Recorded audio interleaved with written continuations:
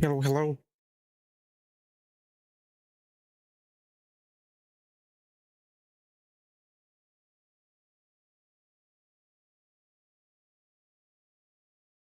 Hey, yo.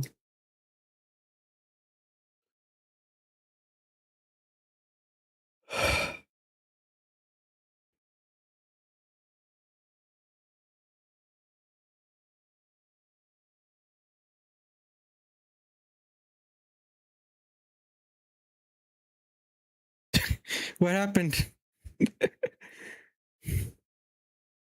All good.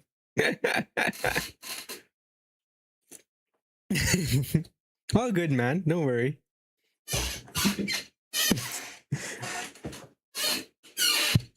I wasn't planning on streaming, but I guess I was. I woke up. Good to see you all, though.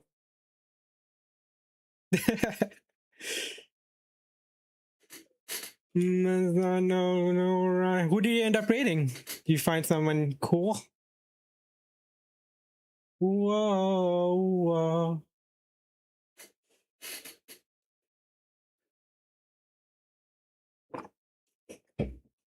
Oh, nice. Lux is a good person to raid out to.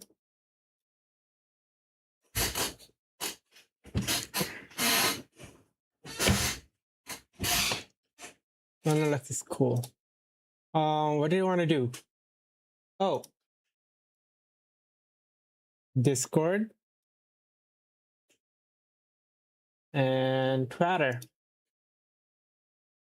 Do you have a good stream?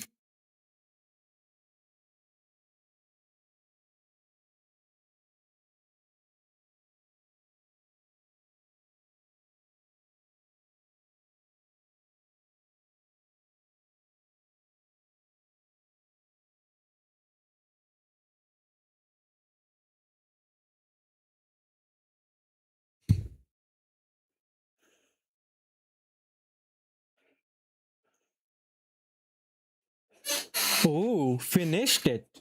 Damn.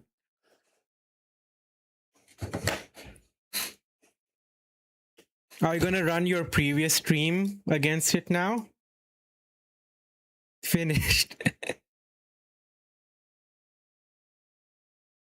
More I see, the less I know. More I try to let it go. Hey, yo. Something smaller. All right. You tested it against a video? I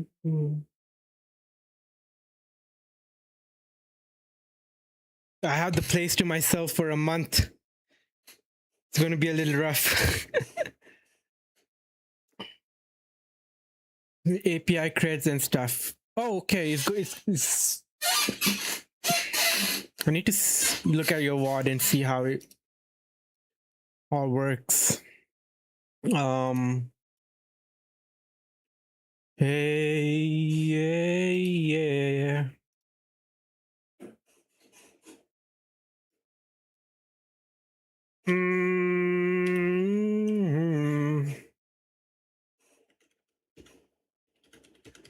I forgot all of Shreyas's bindings. I don't know how it's gonna work.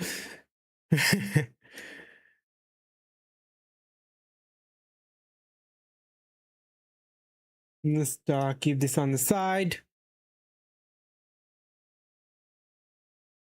Yeah, I got a place to myself. Both my parents are in Sri Lanka now. Alice is being needy.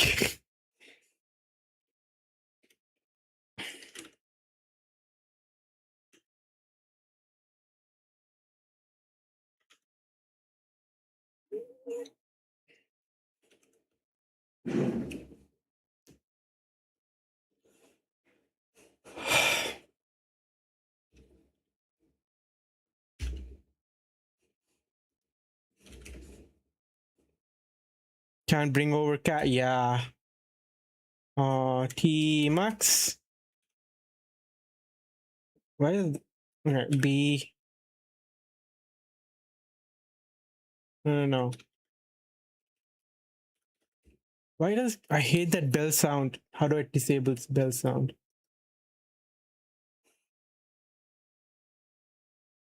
Bell sound.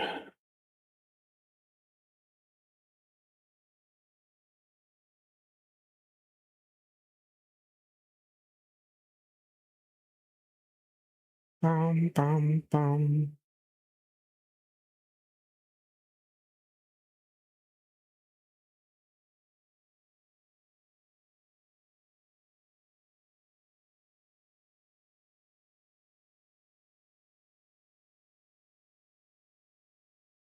Disable bell Windows terminal. No. Yeah, for vertical. Select the profile, go to advanced tab. Where's the advanced tab?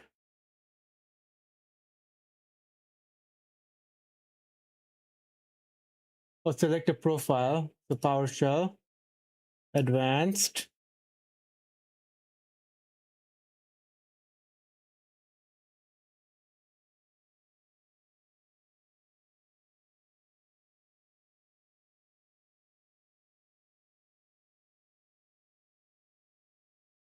Done. Okay, let's start it again.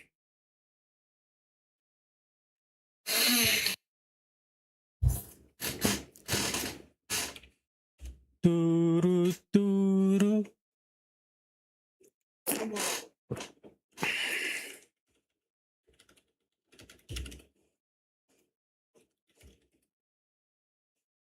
Nice, no bell sound. Nope.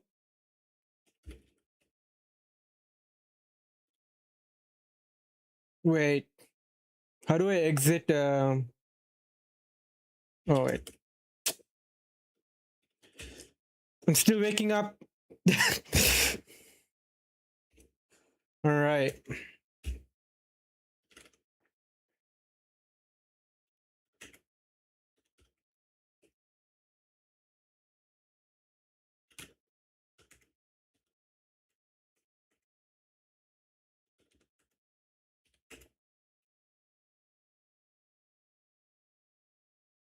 All right.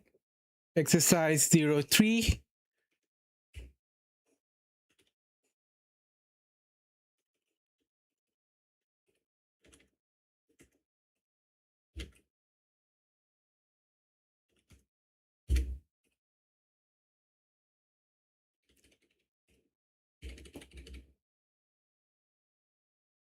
If one. Oreos in the sky.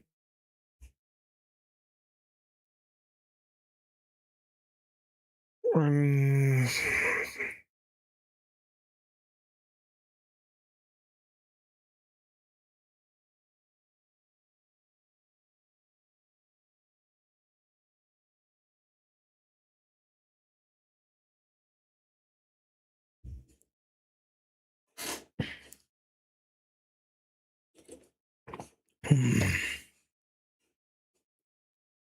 all right. Okay, this is done though. So 10. Okay, 2.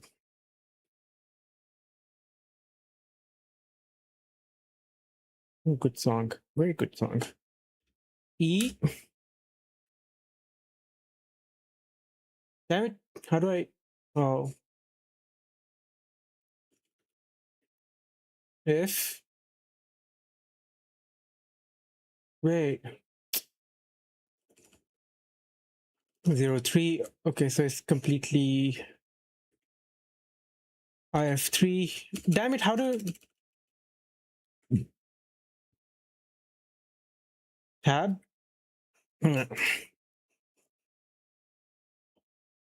All right. Picky eater. Expected pointer to a string found an integer.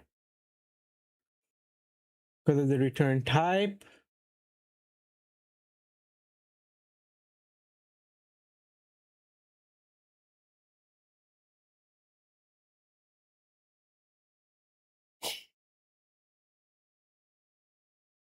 Mismatch type.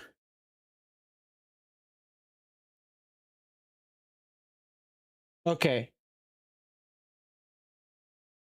It takes in a string.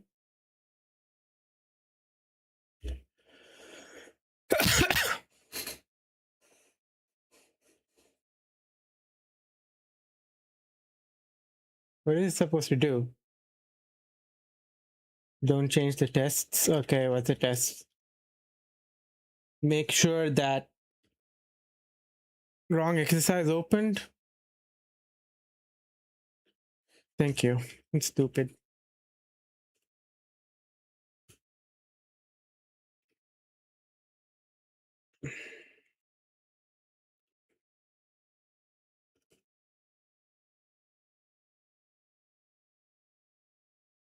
All right, picky eater.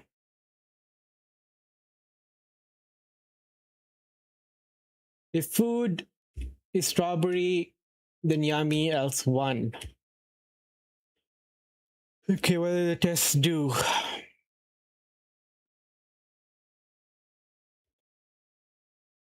Use super all, so import all.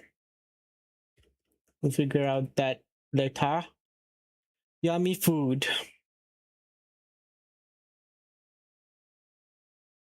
Neverland. Assert equals picky eater, strawberry, yummy.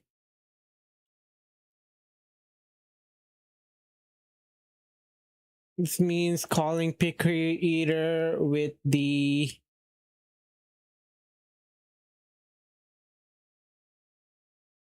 wait. Argument story should return yummy. Okay.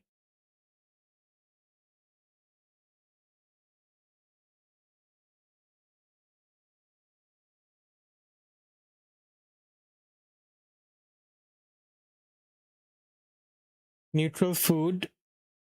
Picky eater potato. I guess I can eat that. Disliked food. What up, hot dog flavor water? Welcome in.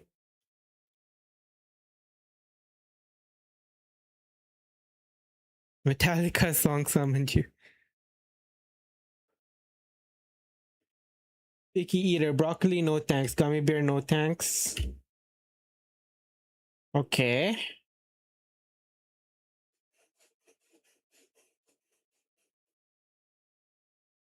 Read all tests to understand desired behavior. Make sure all tests pass without changing the item. Okay. Fix the compiler error.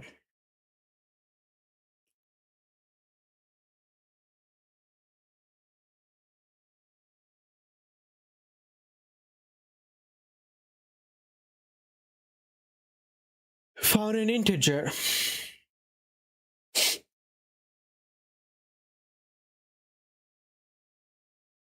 Okay, what is it supposed to do if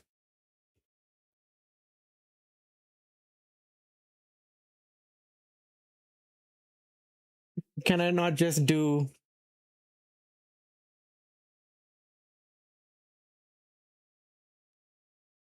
yuck?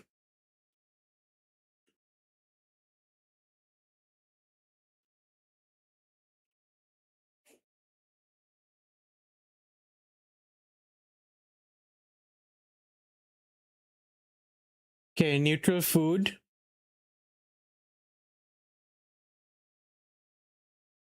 Okay, yummy food passed. Dislike food failed and neutral food failed. Okay, so left equals right, failed, yuck, right, I guess I can eat that. Oh, it uses a picky eater function. Okay. Okay, got it.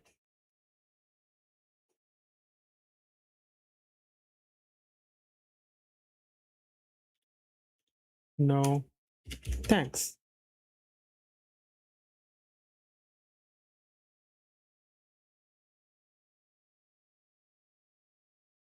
Oh yeah.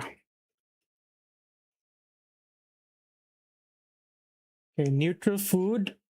Oh, I guess I gotta make a check for potato.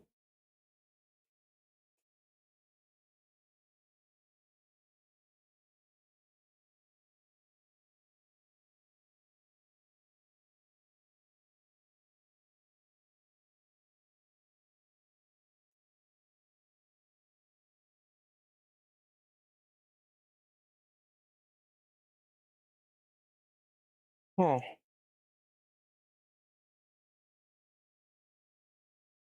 okay.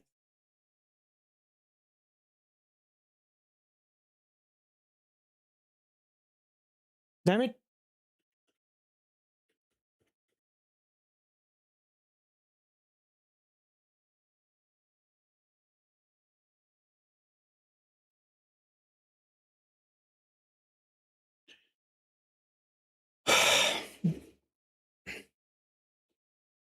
I'm trying not to use the arrow keys.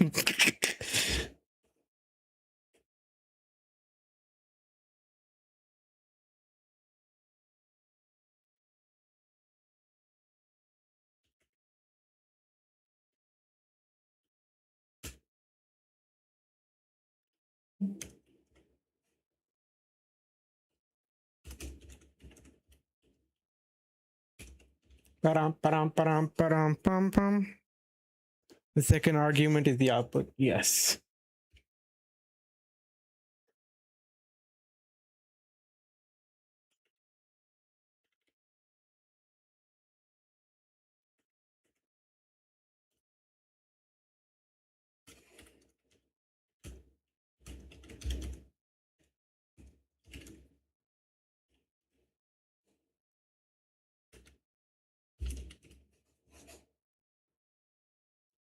Oh, wait.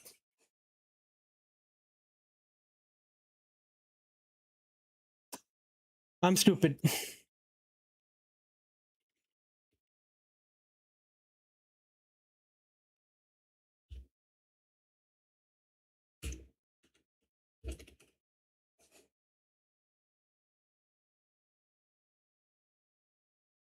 Hot dog flavor water.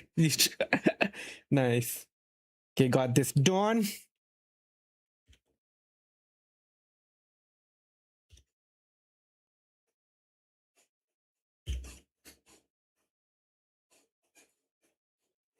Why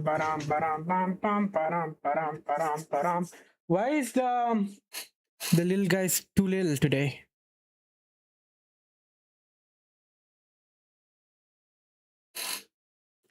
Not liking hippies.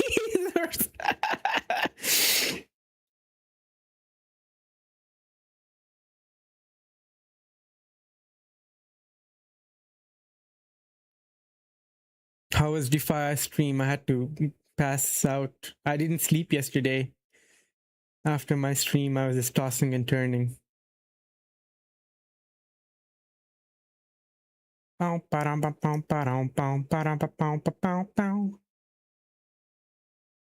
Okay, the little guys are back. And they're not as little anymore. Yeah.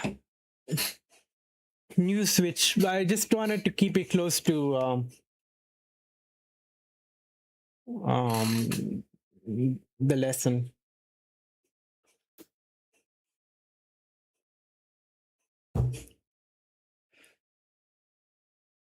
I change the switch. I change switch the if else change. I change switch the if else chain to match.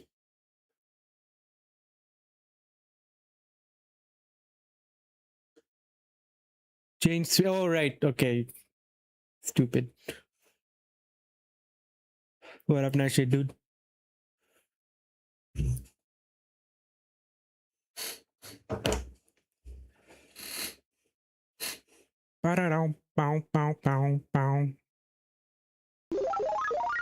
Oh my god, Defias! Let's freaking go. Thank you, man. Freaking go. You don't like if else?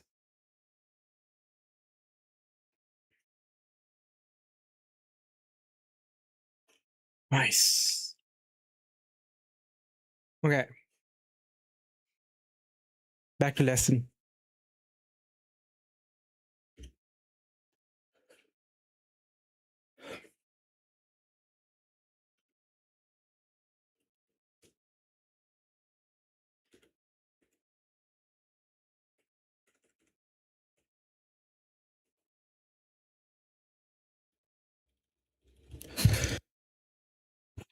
All right.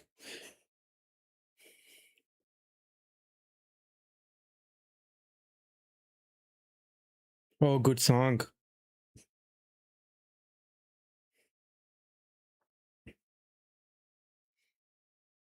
Best chicken tenders right now. We're really hungry. You had a long stream, man. I didn't expect you to be live still. You deserve it. Bro, my food situation is going to be bad for a month. I have liquidity issues as well. I'm going to have to stretch out my savings until the 25th, 27th. All right.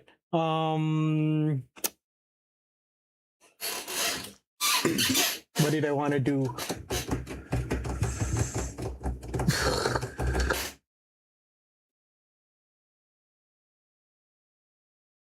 Oh, I want to add this to the. I heard this on a TikTok, and it's been a while since I heard this, so I'll add it to the queue.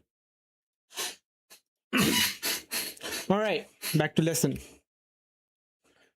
So, if animal equals snake, it gives a 3. Expected integer found stir. Pointer to a string. You wanted to send my $1 million? It's coming, Defias. It's coming. This money is being moved around as we speak. And then I have my people speak to your people. No, my parents are in Sri Lanka now. They bought a house. So my bank account got wrecked in the process. I mean, I will get the money back in time, but right now 90%, 95% of my savings went towards helping them facilitate that. It's a big deal because we've never really owned property before. You guys want to see pictures of the house? It looks sweet. Let me see. Yeah. Let me see if I can get pictures.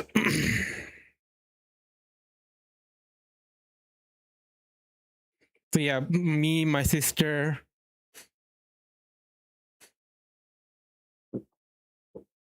Had to help them.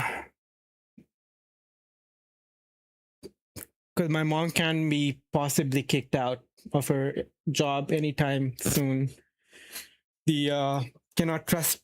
She works at the American embassy, right? You know, the state of US government budget right now. They can kick her out anytime. So they just want to make sure that they have somewhere to fall back into, and in the meanwhile, also something they can rent out. All right, one sec.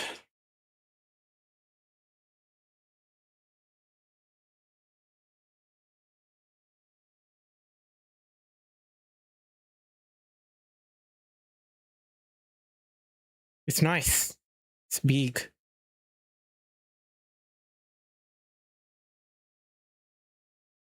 Gate.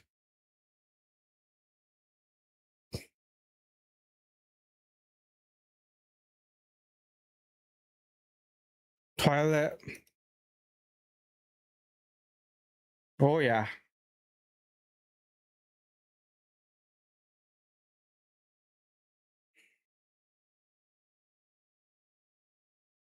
Yard.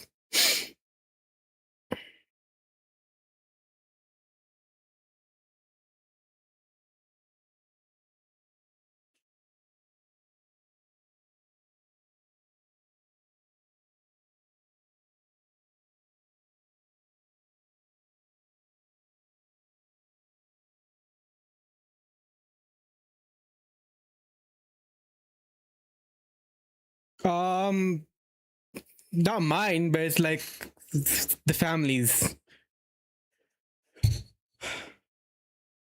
Yeah.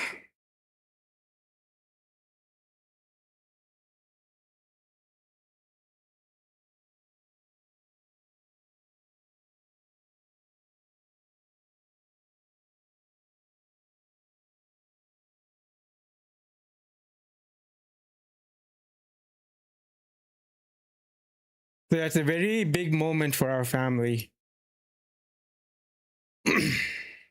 Big kitchen.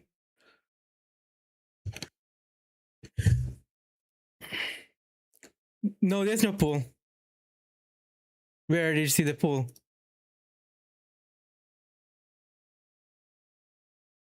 We're not that. We wouldn't really have much needs for a pool. But there's a nice yard.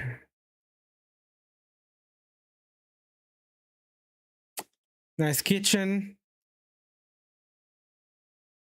Washroom. It's, bro, I didn't really expect.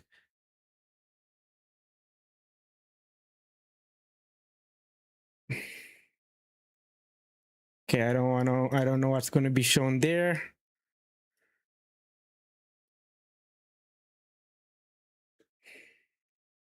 The jacuzzi. Yeah.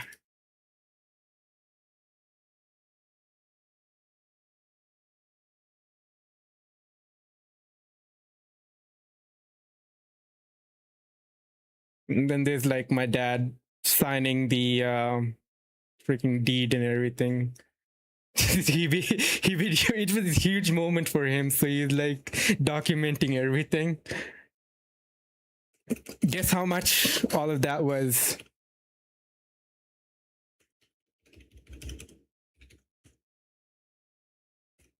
This is not something you can for what you're paid. Like, I don't know if you can get like that easily in the US for whatever we paid for. Around 240K USD. All of that.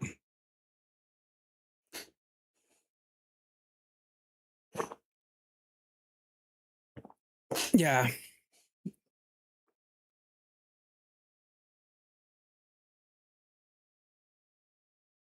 It's pretty neat. Wait, did I do the calculation correctly? Yeah, around 240K.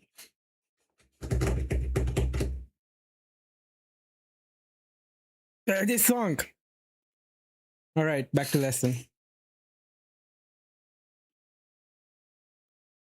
But right now, my mom and dad are going to do some renovations. You can't even get one bedroom apartment in Norway for that. Yeah, it's Sri Lanka, right? Like, it's not like a wealthy country. So property prices are not the same. And it's in Colombo, the capital, in a good area, close to my friends. But man, it's like, I'm happy for my parents. Like, they've been wanting this for a while, but it's stressing me out. Like, there are things I want to do with the money, but now I'm gonna have to like stretch things out until like they can figure a way to like they can take their. I don't want them to really return it. I want it because my brother's still in school. I want it to go towards that, but like some of it at least, like so that I can like travel. I want to go TwitchCon. It's better be coming my way so I can do things like that. All right. What did I want to do? You have this song playing. You have this lesson. I'm quite slow today, but I want to push myself a bit. And then we'll megabonk. If animal snake, if identifier equals 3, what the heck is this? Why is this so dog shit? This assigns an identifier and does another check to see if okay.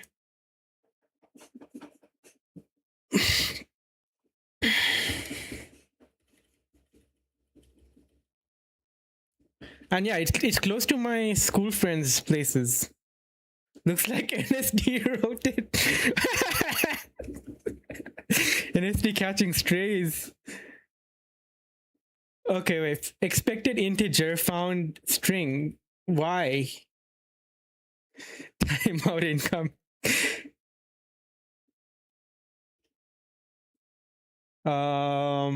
If animal equals snake, return 3. Oh, unknown. So this needs to be. Oh, okay. I can just put 4, right? 4 is like.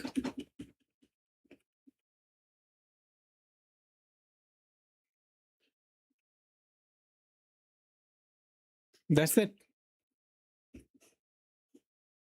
Oh, damn it. Found integer.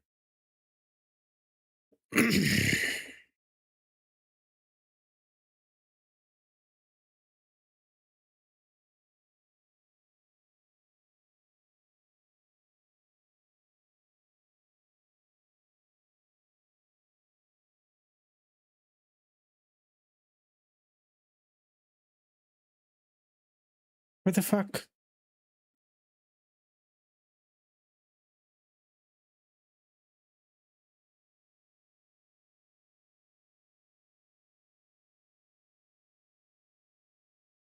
If if I know how compatible types,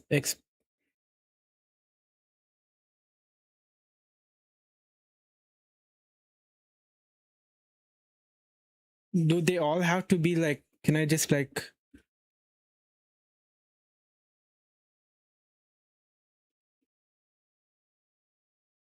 Neat. Okay.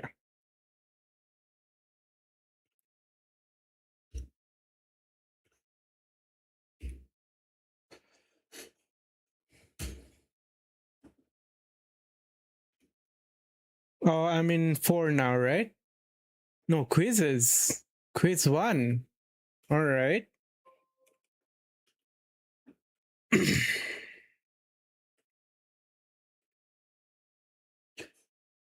This is the quiz for the following sections: variables, functions, if.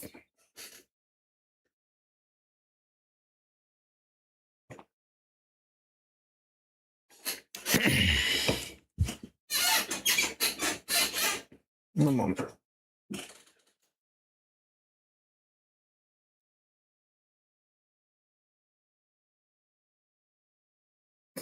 How's the day out of your what do you get up to?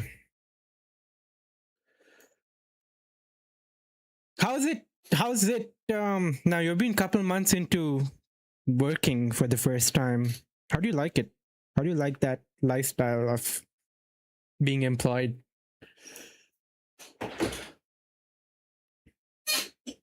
What, man?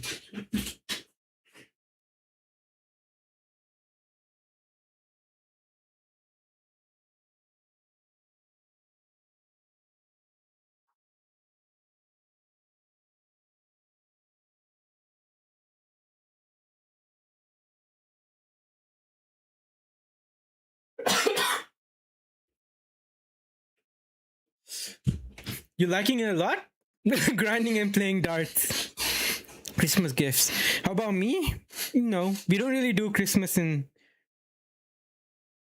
Saudi. When I was younger, we had a lot of Christian friends.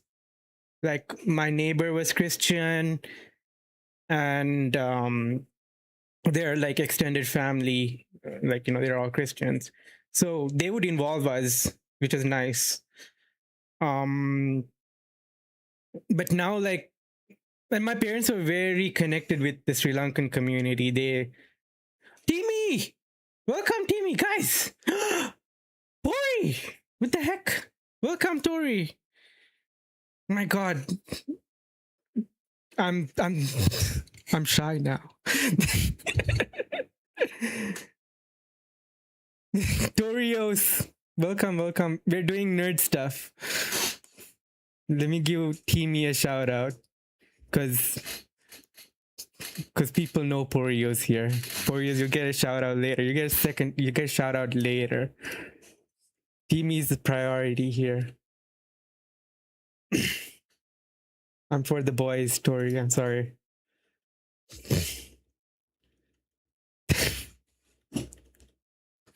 How are you all? But yeah, I wrapping gifts, absolute mental illness, not liking it. You don't like wrapping gifts? I mean, like you're reminded about how much you spent on them as well, right?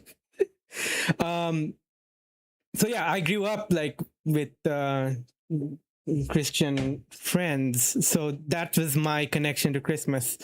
And my mom works for the American embassy, so the ambassador would throw like a big Christmas party at the end of the year in his house. So in Saudi, there's this area called Diplomatic Quarter, which is, this is not the place.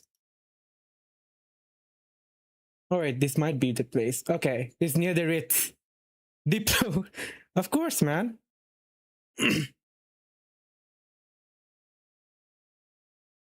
Tories community is good vibes. I'm so glad to have found y'all. But yeah, all of the embassies, not all, if the country can afford to place their embassy within the diplomatic quarter, they get their embassy in here. Thank you. Good bot. Good bot, sorry bot.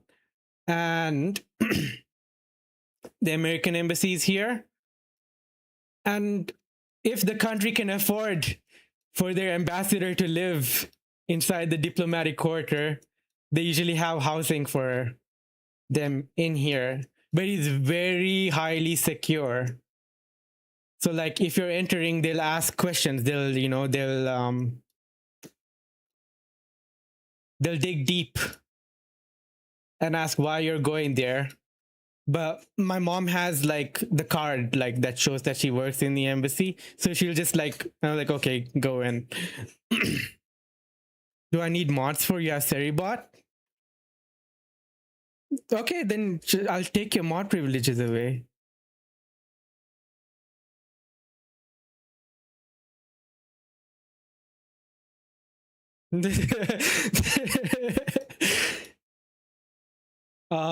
But yeah, so he'd throw a big party, and that was my connection to Christmas in Saudi Arabia. What else do you want to say about Christmas? They won't really advertise like there's no Christmas holiday. There's no like it's not really celebrated here, but like for the sake of advertising or like sales, there'll be like, ads with Christmas theme going around in the country. Yes. Okay. Okay. Also, wait, is this over? Let me give out a shout out to Legendary Tori. Oh, it's on cooldown. All right, but you see that thing on the top that shows like a hollow heart? You got to press that, and I won't appear under your bed at night. Or if you want me to appear in your bed at night, you can press that too. Like it's highly dependent on what you want out of life. Chick, this story chick, Pixels chick is a nerd. Thanks, you pressed it twice. Nice. Okay. Now, let's find out what's going wrong here. Back to lesson. Got lookin. How much? Okay, 20 minutes of this and then we bonk.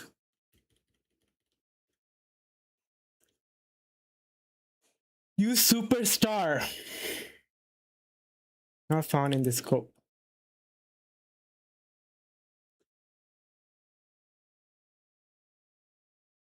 They want me to do a lot of thinking for this one. They want me to write stuff. The heck? Prefer not to think. Okay, let's write it. To do, write a function that calculates the price of an order of apples given the quantity bought.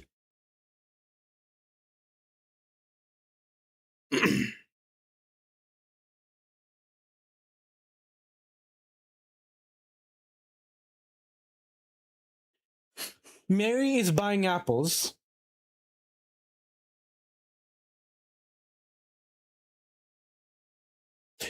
Tori, did you hear the bread song? I put it on your Discord. It's a banger. Highly recommend. Mary's buying apples. The price of an apple is calculated as follows. An apple costs 2 rust bucks. You forgot to...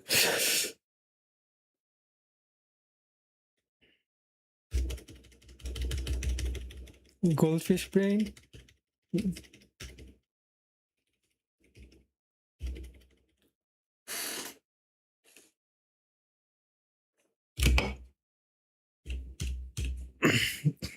I'd contest that, but I watched enough Dory Pixels to know this is true.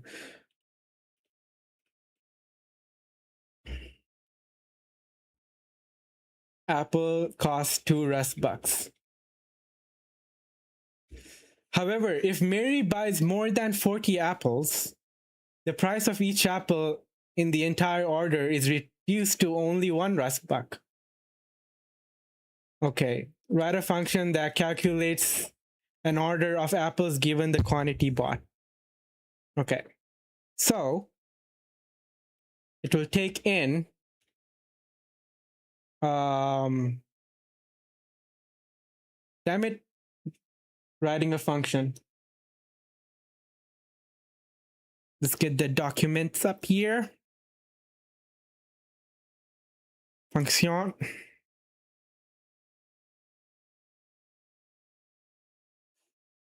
Okay.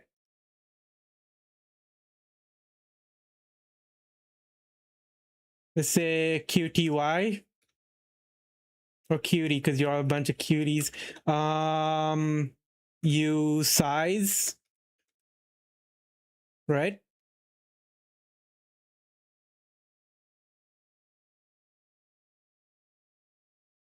Because you only need positive numbers. What happened? I feel like my skill issues are being on display here. Okay, we return a usize, and then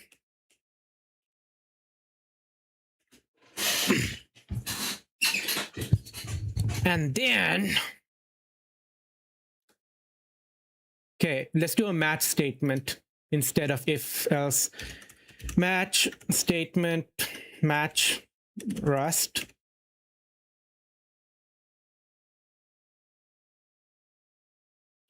By example, okay. Damn it. Here. No. Honestly, I'm gonna quit this. And we'll open a new tab.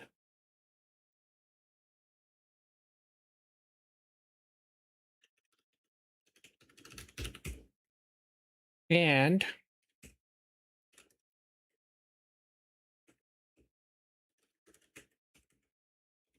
it's also nice to have it side by side. God damn it. All right, it's okay. For now, I want the documentation on my right.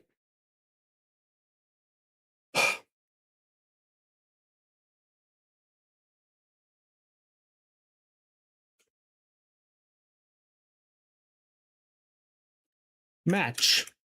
Cutie.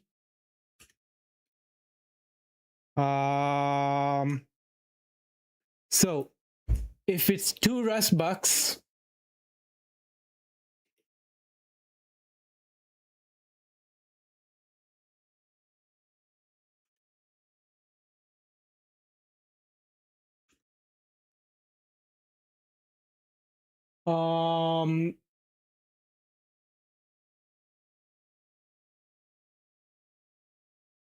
return, or no, you can just do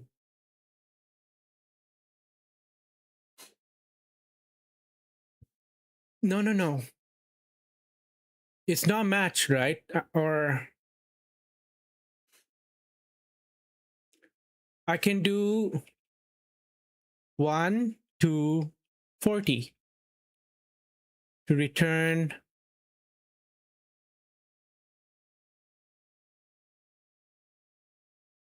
cutie star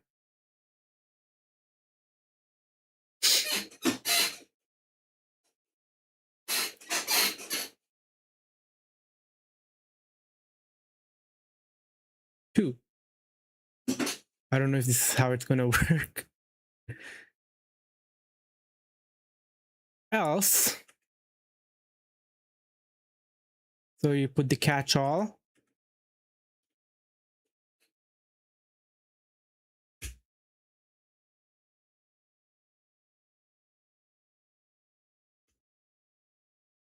Cutie. Let's see if that works. Could not compile the previous error. Undisclosed delimiter.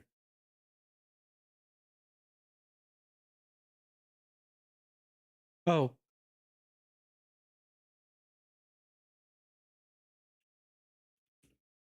That work? Not be as it matches this but has a different indentation.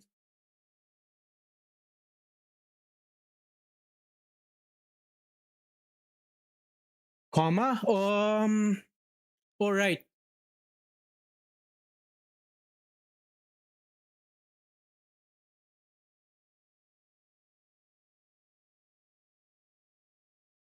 I don't need it for the last one. I do need it for the last one. Comma. Let's see. Did I write it?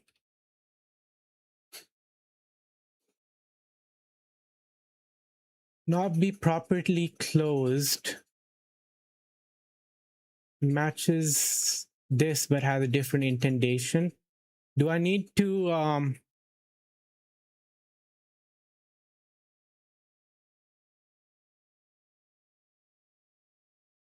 oh, I know. All right. Okay, what happened here now?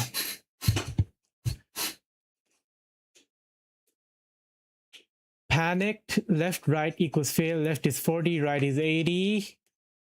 So I failed the test.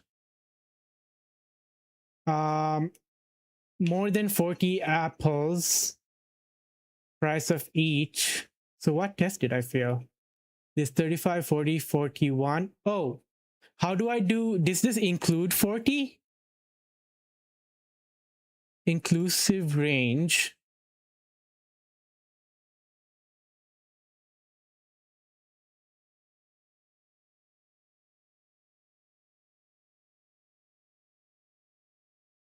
One failed. Okay, so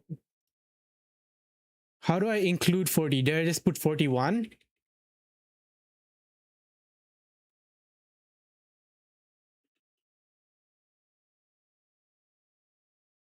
Is inclusive, is exclusive? I want to use that then.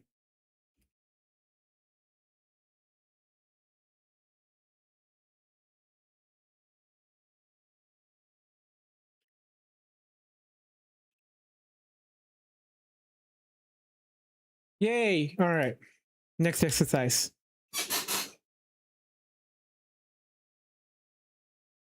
Yay! All right.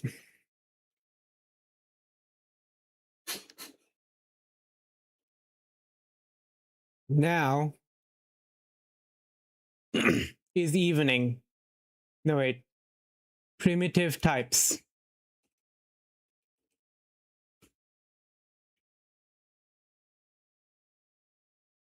For now,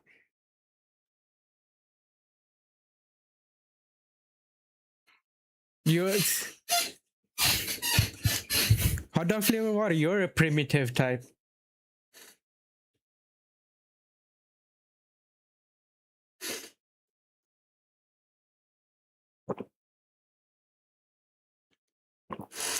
Automatically start crab walking. That wasn't a compliment. Why are you thanking me? You're supposed to feel insulted. All right.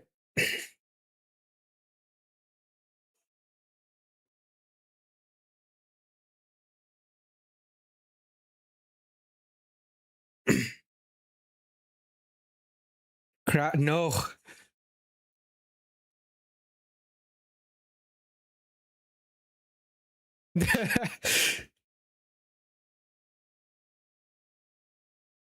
That is morning. Okay, wait. Is evening. Help. A local variable with a similar name exists. Is morning.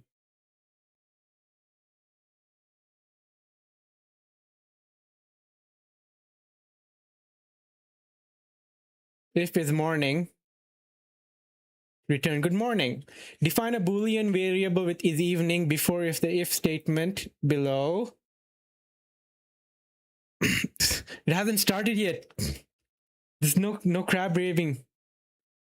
Please no crab raving until the show begins. The value of the variable should be negation, opposite of is morning. All right.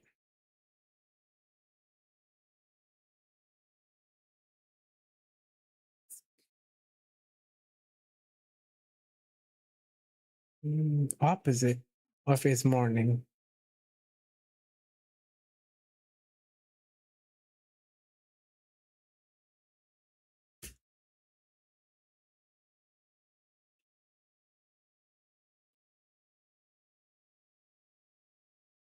Is underscore evening equals true. Okay, does this work? Okay, done.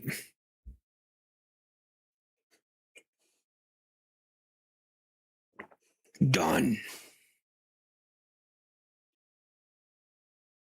Next lesson. Eat. 0. Oh my god.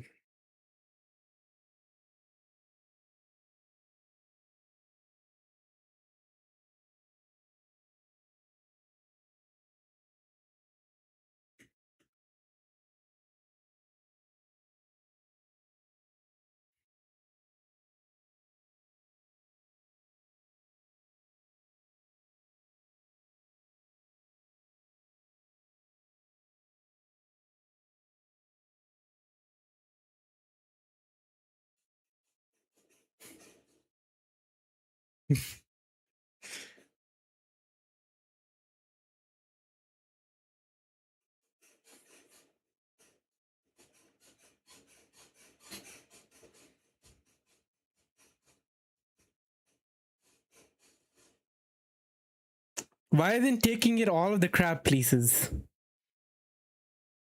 Why is Neil Pointer's crab pieces like spazzing out?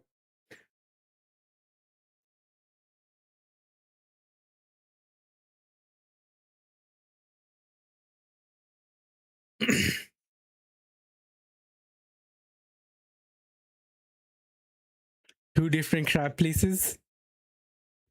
I guess I don't have the other crab piece. Okay.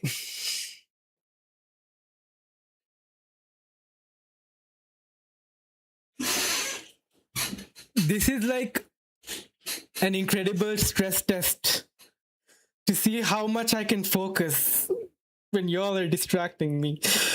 Oh my god. Where's Nutshade? I think Nutshade's tired of our bullshit.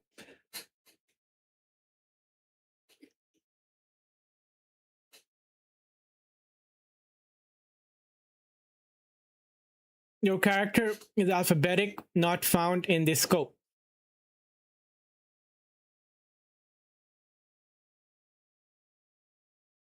This one lesson and then we bonk, okay?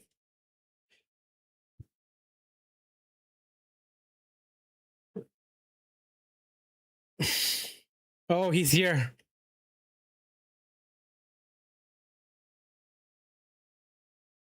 Bow, bow, bow. Late to the party. Never too late to grab brave. But actually, yeah, that might have been a little too late.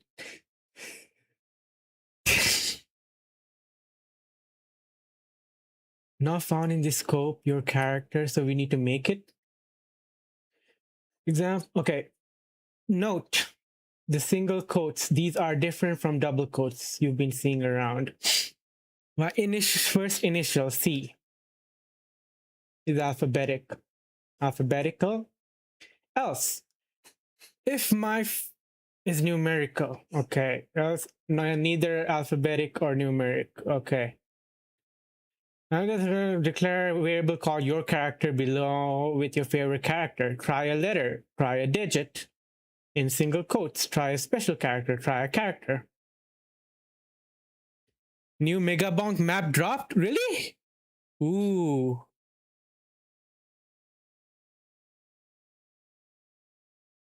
That's crazy. But I need to defeat the bosses from the OGs first. Graveyard. What? Okay, wait. No, never mind. I'm gonna allow myself to get a little distracted. Even worse than.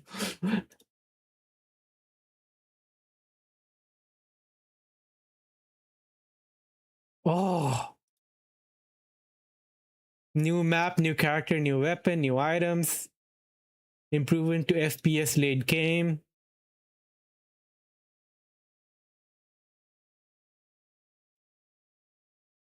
That's crazy. Did Megabonk didn't win anything in the Game Awards, right? Player's voice went to Wuthering Waves. Who's playing Wuthering Waves here?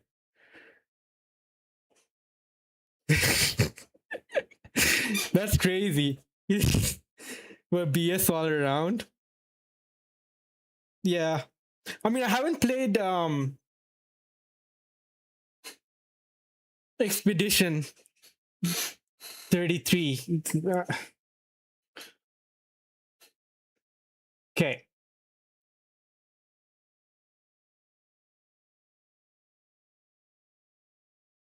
No Man's Sky 1-1. Yeah, I think that's the developed one. Let's try an emoji. Let's do. And. Yes.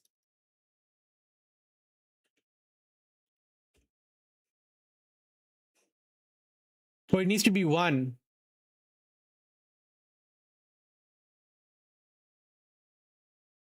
Right.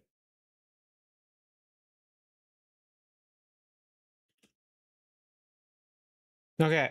That's it.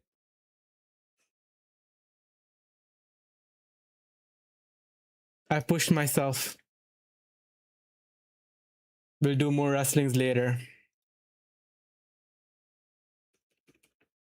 Title. What's the title gonna be?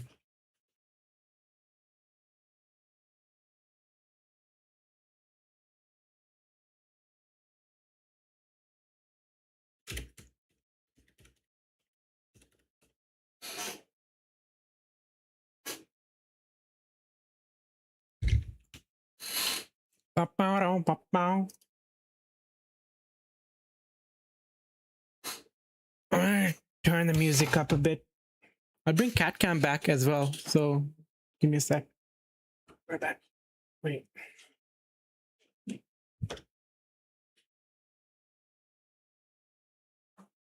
No!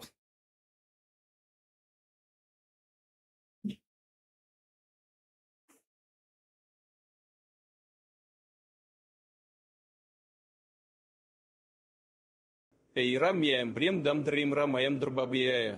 Dint this is the crazy frach.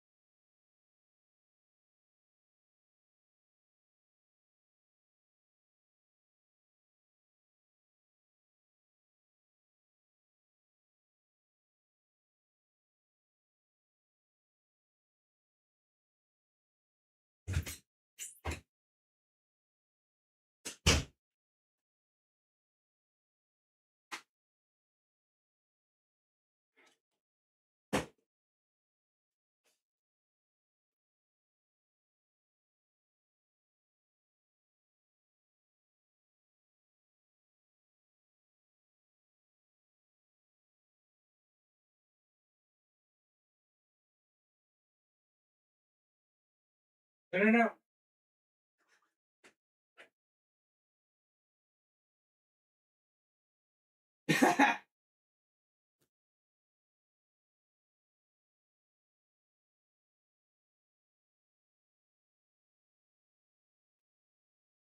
This is just crazy fraud.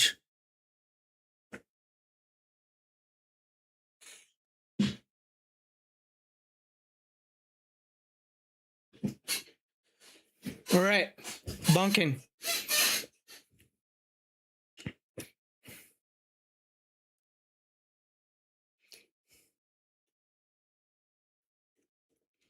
New map dropped. Will not be trying yet. No, this new map dropped.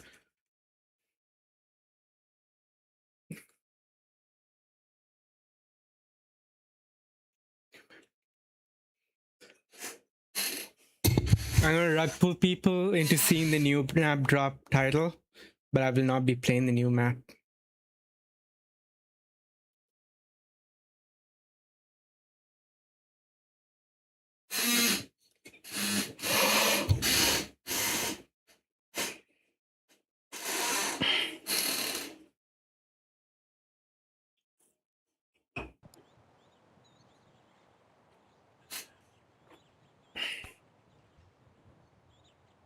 What happened?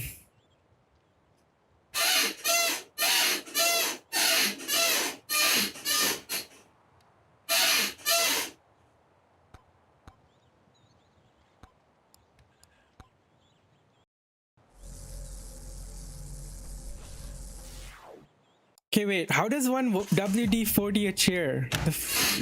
I'm pretty sure we have running around, but what do I do? Right here. Atlas left. Now, down, not there. Not good.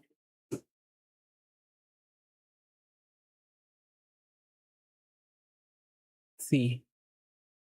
Hey,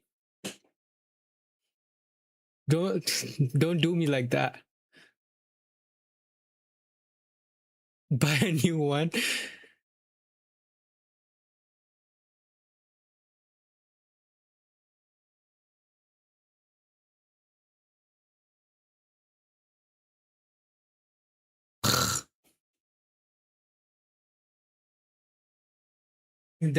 Degreaser?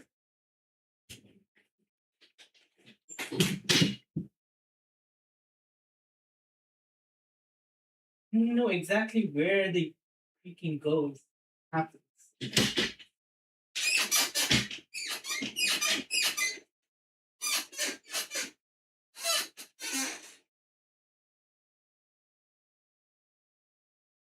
We'll figure it out.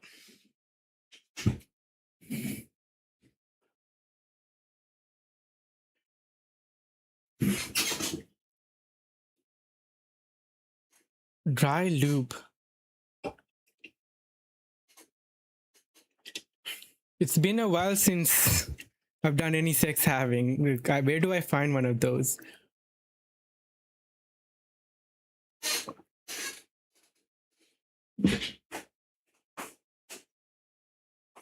It's like since got it. Omar installed, like I left that life behind.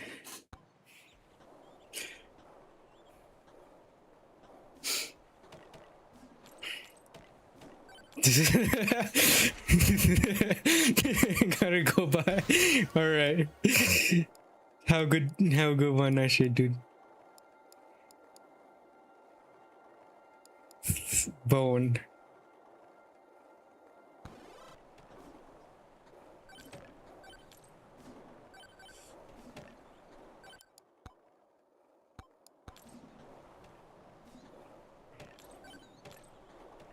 Ow.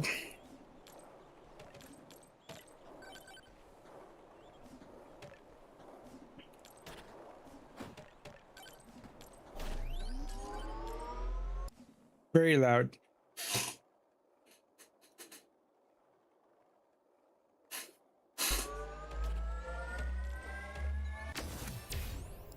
Rich.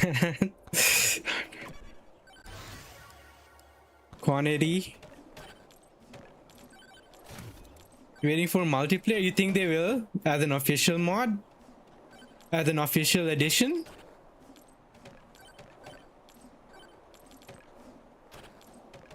It'll be... Oh yeah.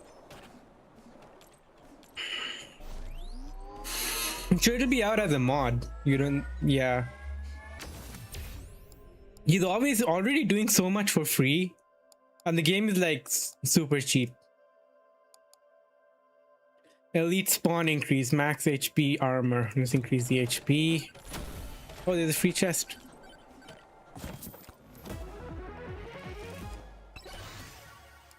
Precision, shield. Let's get precision.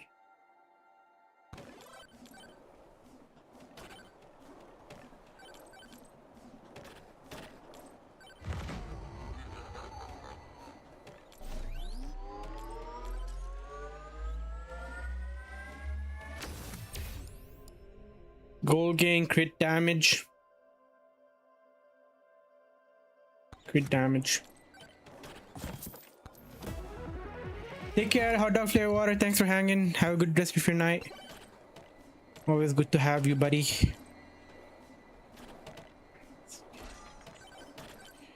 Always good to have ya.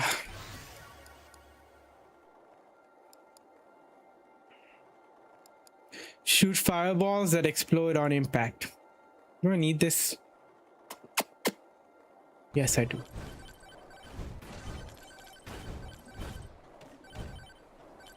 What the heck? I need to get up there.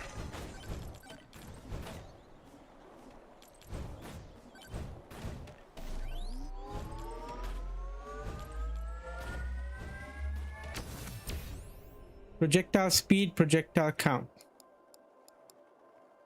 Fine. Do I need cooldown?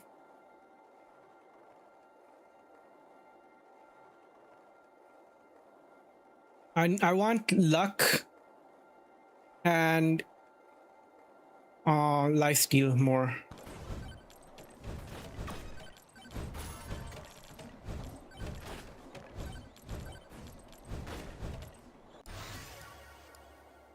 Open chest for free. Let's increase luck instead. Why?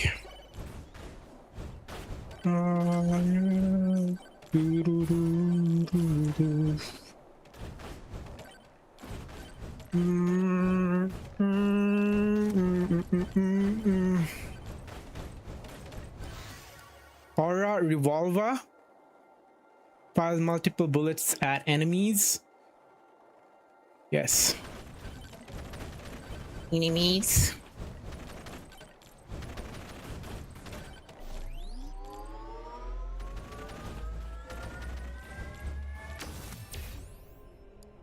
Shield size, power up, drop chance.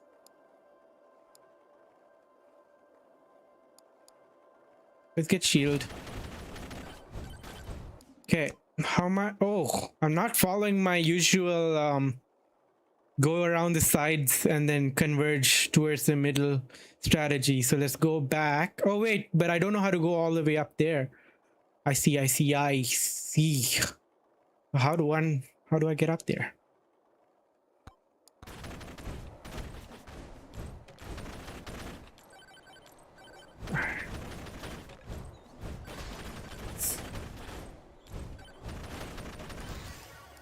Luck.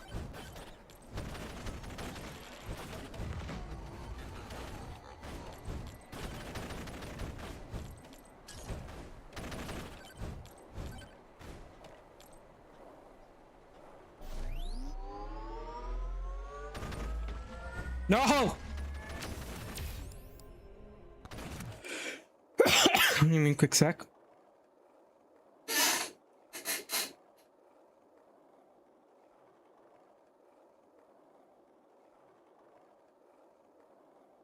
Do we have an epic video to end the day with?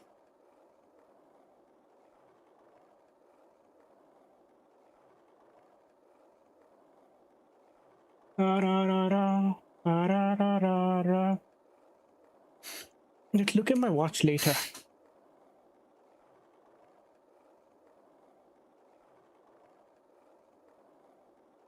Oh my god. Let's go. I love ABBA.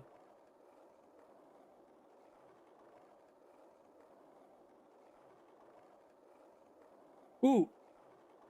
But it's 40 minutes.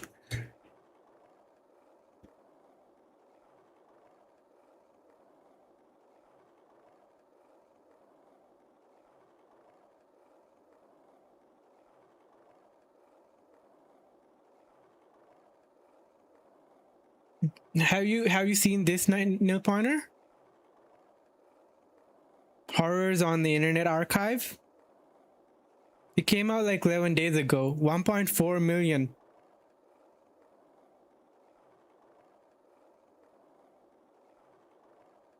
Let's do that. I'm gonna do a little bit of bonking today. I also need to like sleep properly and not put myself through the same shit I went through today.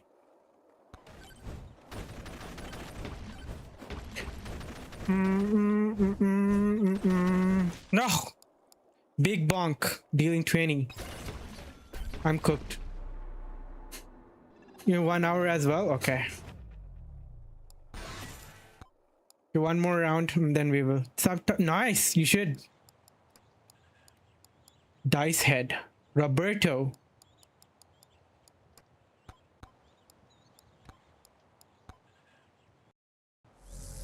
Wait, isn't it like touching snow for you right now?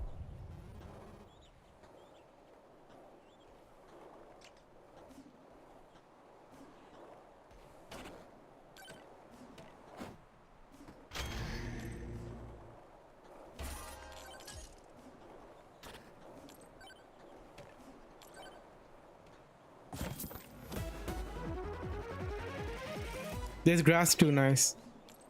Atlas.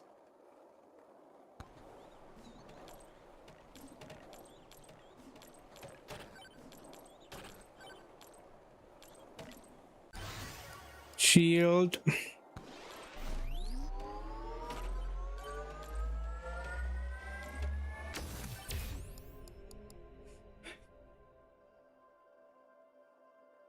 Jump height, damage to elites.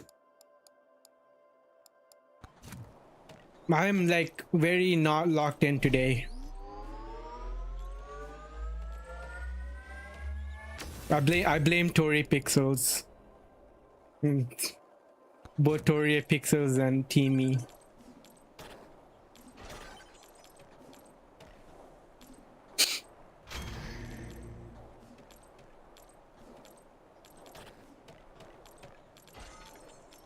But anytime like a streamer that I've been watching for a while.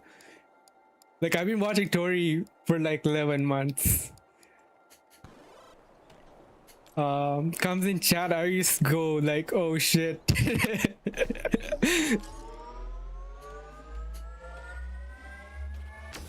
And sometimes there'll be streamers that'll be like, oh, I've been on your stream, I lurked. I'm like, oh shit, which stream? Did I perform well? Was I like entertaining? Extra jumps? Yeah. So it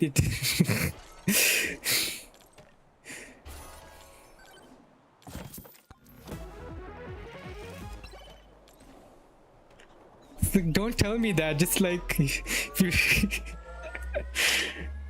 you're very self-conscious.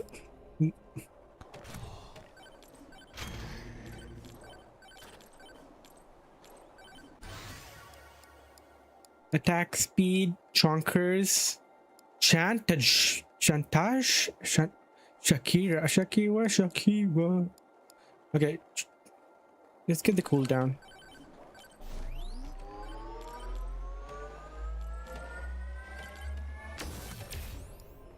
Lifesteal.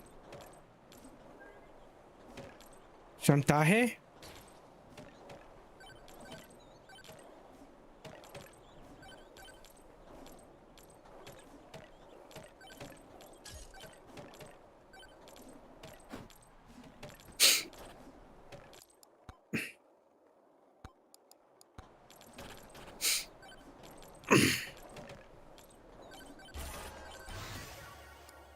Banana rank.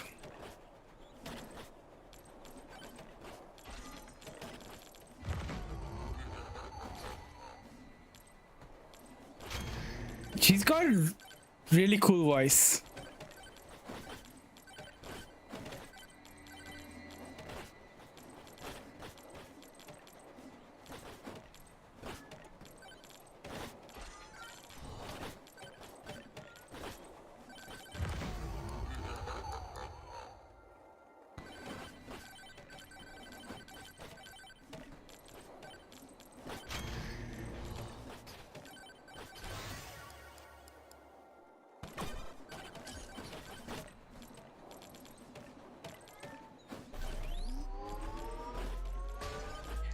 Okay, I'm cooked. And my head's not in the game today, man. What the hell?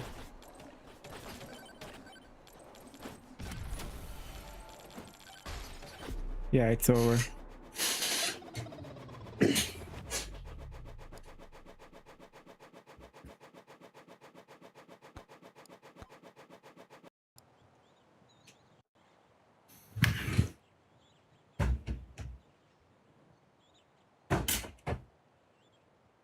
We'll watch that video. But I'm gonna prepare some food. What was it called? Horrors on the Internet Archive.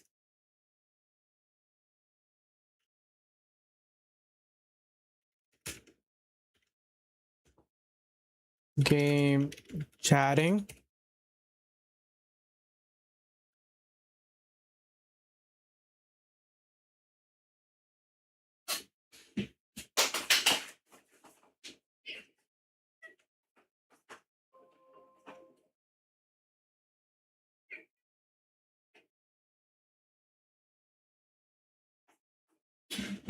All right. I'm gonna get some food ready. Yes, enjoy music. Who do we bully today? Here, bully Tori. Tell her we're gonna install Linux on her system and then her audio is gonna stop working and then we're gonna force her to use Vim. All right, be right back.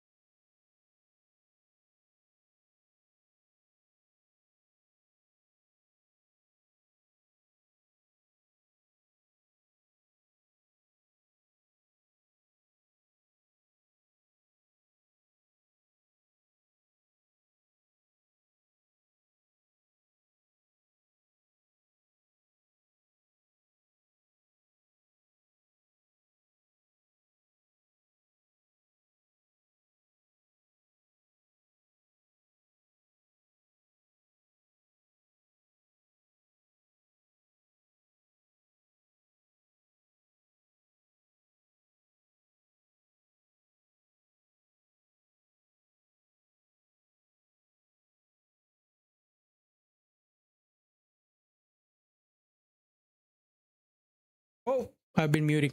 Hello, Shreyas. What's cooking? Good looking. Shreyas, do you like my GIF? Do you like my lovely, lovely GIF?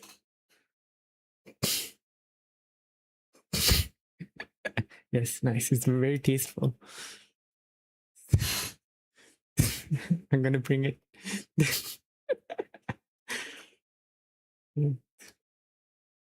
Little smaller.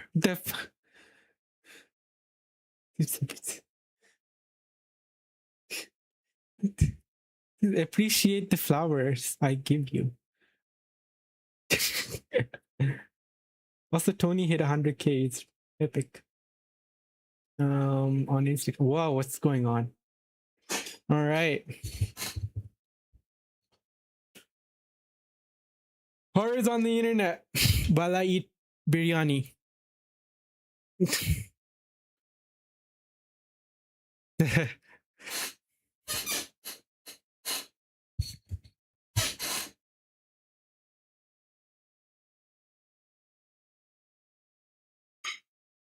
Oh, my bad. With no following to get first video. It would very quickly garner a large amount of views, amassing 142,000 in its first month on the platform. Closing cam until I'm done with this meal. Video from a new account with no following to get so many views so quickly back in this era of YouTube. But in this case, you can chalk it up to the bizarre and extraordinary nature of this clip. Its title being, "You have 30 days to pay me $5 million."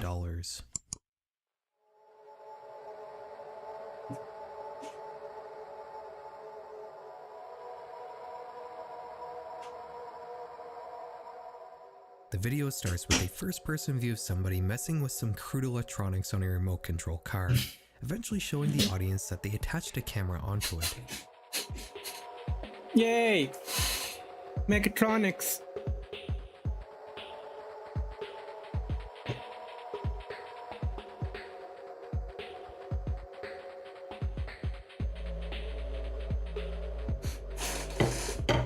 The cameraman is now on a plane.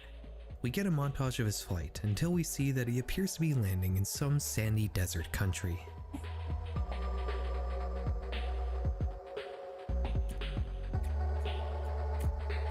This looks like Saudi.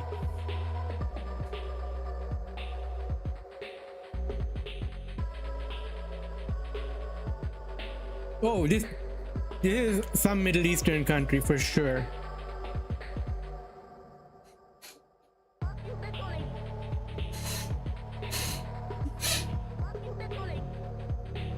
That's not me. Could be.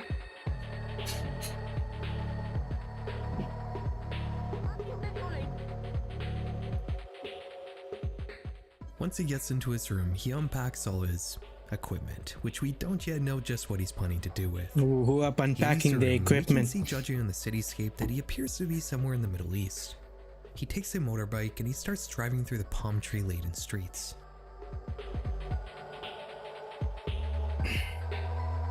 Where is this?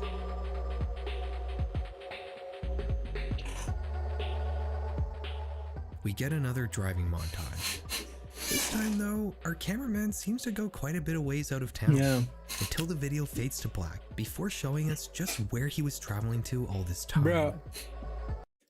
Cardi B, I don't know if you've seen, she's been hyping Saudi up on her Instagram. We'll get back to that, but it's so funny how she's been doing it. The cameraman is in Egypt, right by the Great Pyramids. I wonder how much that she's getting paid to do that, though. One of the walls. He messes with his bag, and we get definitely glimpse of the RC car snaking through the narrow tunnels of some presumably money going her way structure, before the video once again fades to black for a final time. Before ending, though, we're shown a URL: nowiknow.com. Visiting this page greets you with a countdown, telling the reader that unless the site's owner is paid $5 million by the time the counter hits 0, he will release the full video, apparently implying that the camera on that RC car filmed something remarkable in some forgotten passage in one of the pyramids. Interestingly enough, this website was localized into several different languages, and there were social media accounts linked here for just about every major platform at the time. Under both of these rows lays an email address, nameless@nowiknow.com. Judging by the general time period this was all put on the internet, the person behind this video and site might be implying that they discovered some earth-shattering Egypt. revelation inside the pyramids. The late 2000s and early 2010s was when the show Ancient Aliens held a small slice of the pop culture zeitgeist, and the idea that ancient societies held extraordinary secrets hidden away by We need today's to bring elites back all was a these common thought in millennial some memes. people's minds. It's understandable why this spread so quickly. This sort of ancient alien conspiracy niche on YouTube was popular at the time, and it's not every day somebody uploads a first-person point-of-view travel vlog showing exactly how they brought a camera-rigged remote control car to the Great Pyramids in Egypt. Even if this was some sort of ARG, it was still a high effort production. Oh, you've been to Users Egypt. on Reddit Very initially cool. assumed that because of the slick nature of this whole thing that maybe it could be some sort of marketing campaign for a movie or TV show. But one Redditor noted that the domain information for the Now I Know website didn't line up with other such guerrilla marketing stunts. Nothing related to the domain led back to any sort of movie studio or any corporation at all. This was in all likelihood something produced by an individual. Maybe there really was something to this. Let's analyze this video. Judging the surroundings we see when the cameraman is traveling to the airport, he appears to be from some Eastern European country. And indeed, doing an image back search on a frame that shows the airport he flew out of reveals that he was departing from Kaliningrad in Russia. We can tell from one of the scenes on the plane that the person filming is indeed a man. We can also do an image back search to reveal that this guy was not actually landing in Cairo, but instead in the resort town of Sharm el-Sheikh, which is about a 500 kilometer Sharm drive away from el-Sheikh. Cairo and the pyramids. Motherfucker. This is going to be important in a second. Whenever our Sharm cameraman is el- outside in Egypt, he he was always like- appears to be in Sharm el-Sheikh.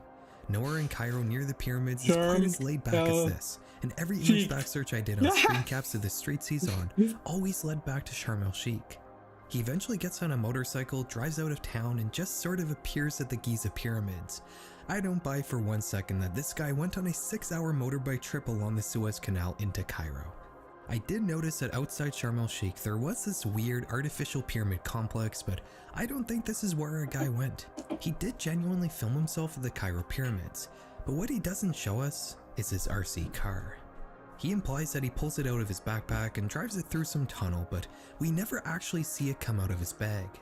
The only time we see it in Egypt is when he uses it in his hotel room, which, judging by the wristband he's wearing and the logo on the balcony door, appears to be the Marmara Sabina Resort.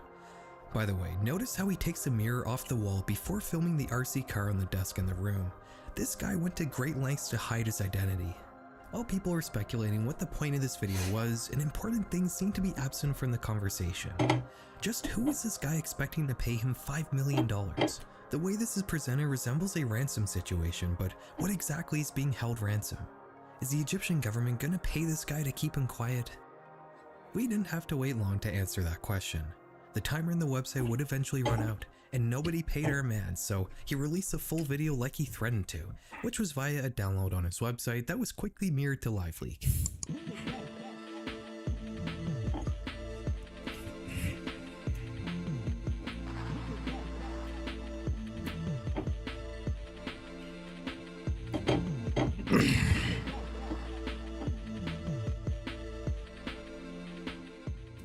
As the video starts to glitch, the car eventually gets to a sharp incline. It hovers at the edge for a second, then starts to go down it, with the video wavering more and more the further it gets, eventually cutting out completely. We get a screen of text before the video closes out, telling us that OP failed to get more info on this, but something is going on down there, and he's not going to tell you the location of the tunnel either. We're This watching wasn't some elaborate ransom situation, high effort horrors scam, from or the guerrilla Internet marketing campaign. Archive. It was most likely a hoax made for attention. Maybe it's a fun project some Russian guy did while on vacation at an Egyptian resort. In fact, there are bus excursions to the pyramids from Sharm el-Sheikh, which is where the bus footage we see probably comes from. This video would garner almost 500,000 views before it was mysteriously taken offline sometime in the mid-2010s, along with the website and all associated social media accounts. It was almost as if this guy just wanted to disappear from the internet. This might have been the end of the story, but luckily, it wasn't. You see, it might have seemed like I was showing you screenshots of YouTube, Twitter, and this guy's website, but that's not entirely true. What I was actually showing you were archives of those pages. Mirrored copies downloaded and preserved forever by a foundation known as the Internet Archive. Other than those two Reddit posts, the only website I sourced information and material from for this video so far has exclusively been the Internet Archive. Their mission is to preserve as much of the internet in its current and past states as possible, an almost infinite library of what was and what is. They're a necessity for mine and countless other YouTubers' jobs, and an overall net good for the preservation of human culture. But have you ever stopped to think just what curiosities may lie in the darkest depths of this library? What's been stowed away, buried under mountains of archived Google searches and blog posts, tucked away from prying eyes until someone finally decides to summon it into their web browser? Today, that's what we're gonna do. We're gonna dive into this monolith world of archived content and twist it around until we see its dark side. Now I know it may have been a hoax, but the majority of what's to come in this video are real horrors that would have been lost if it wasn't for the Internet Archive. As the World Wide Web was spreading around the globe in the mid-90s, internet enthusiasts were already busy planning how to best catalog it. In 1996, Brewster Kahle, an American tech entrepreneur, founded Alexa Internet, a for-profit web crawling service that would gather information on different websites and provide information on the overall state of the internet, like global site rankings based on visitors and data use. You can think of Alexa Internet as a sort of digital version of Nielsen ratings, which would gather viewing Good data night. for different TV channels. Yes, thanks for coming by and saying hi. In the same year he founded Alexa Internet, Kahle would use the same web crawling technology to put together a non-profit web cataloging service, which he would simply call the Internet Archive. The idea was simple. Instead of just gathering data on web pages, the Internet Archive would instead copy the pages themselves and save them on its own servers. If an important web page ever went down for some reason, it could still be accessed just as it was through the Internet Archive. In the first 5 years of its existence, the Internet Archive would solely rely on Brewster's web crawling technology to archive pages. But in 2001, the foundation would introduce the Wayback Machine, a way for the public to not only easily browse these already extensive archives, but to also save websites themselves to the library, which greatly expanded the breadth of content you could retrieve using this service. There's really not much else to say. The mission is simple: preserve the internet just as it is and was for future generations to enjoy. Although I do want to bring up their headquarters, which is in this Remember? California church, and it just They had, so like, science fiction to me. The first thing anybody chooses to do when using the Wayback An Machine issue is to see sometime what the last year? platforms they use now used to look like way back in the day. What was the issue? Later, the first thing almost anybody did on this site was to enter in google.com. Did they get hacked or something? In the 90s and early 2000s. One thing you might not have noticed though is that some of these big websites are using You guys remember domain names this? that used to exist before the inception. One moment, we gotta take a little detour.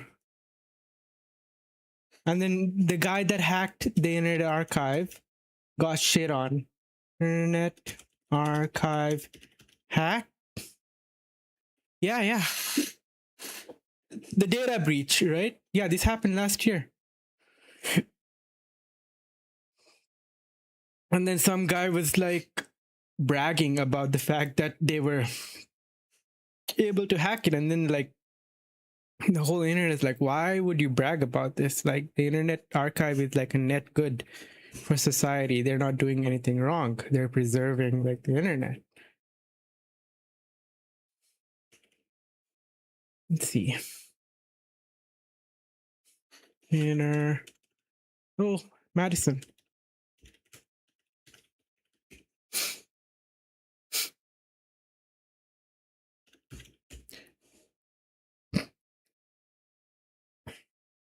Did you hack the internet? I'd like to talk to you just soon.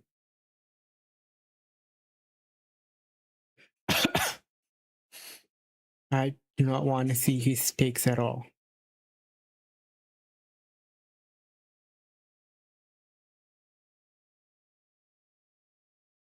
Lawsuits from Penguin. Being claimed by possibly fake pro-Palestine hacker group is really fucking dodgy.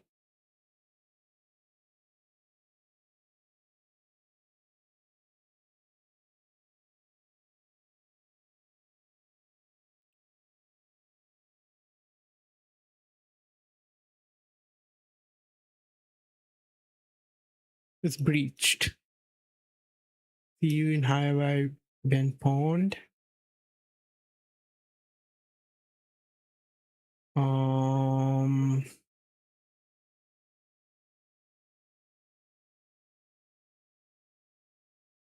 What did they do with it? A DOS, okay.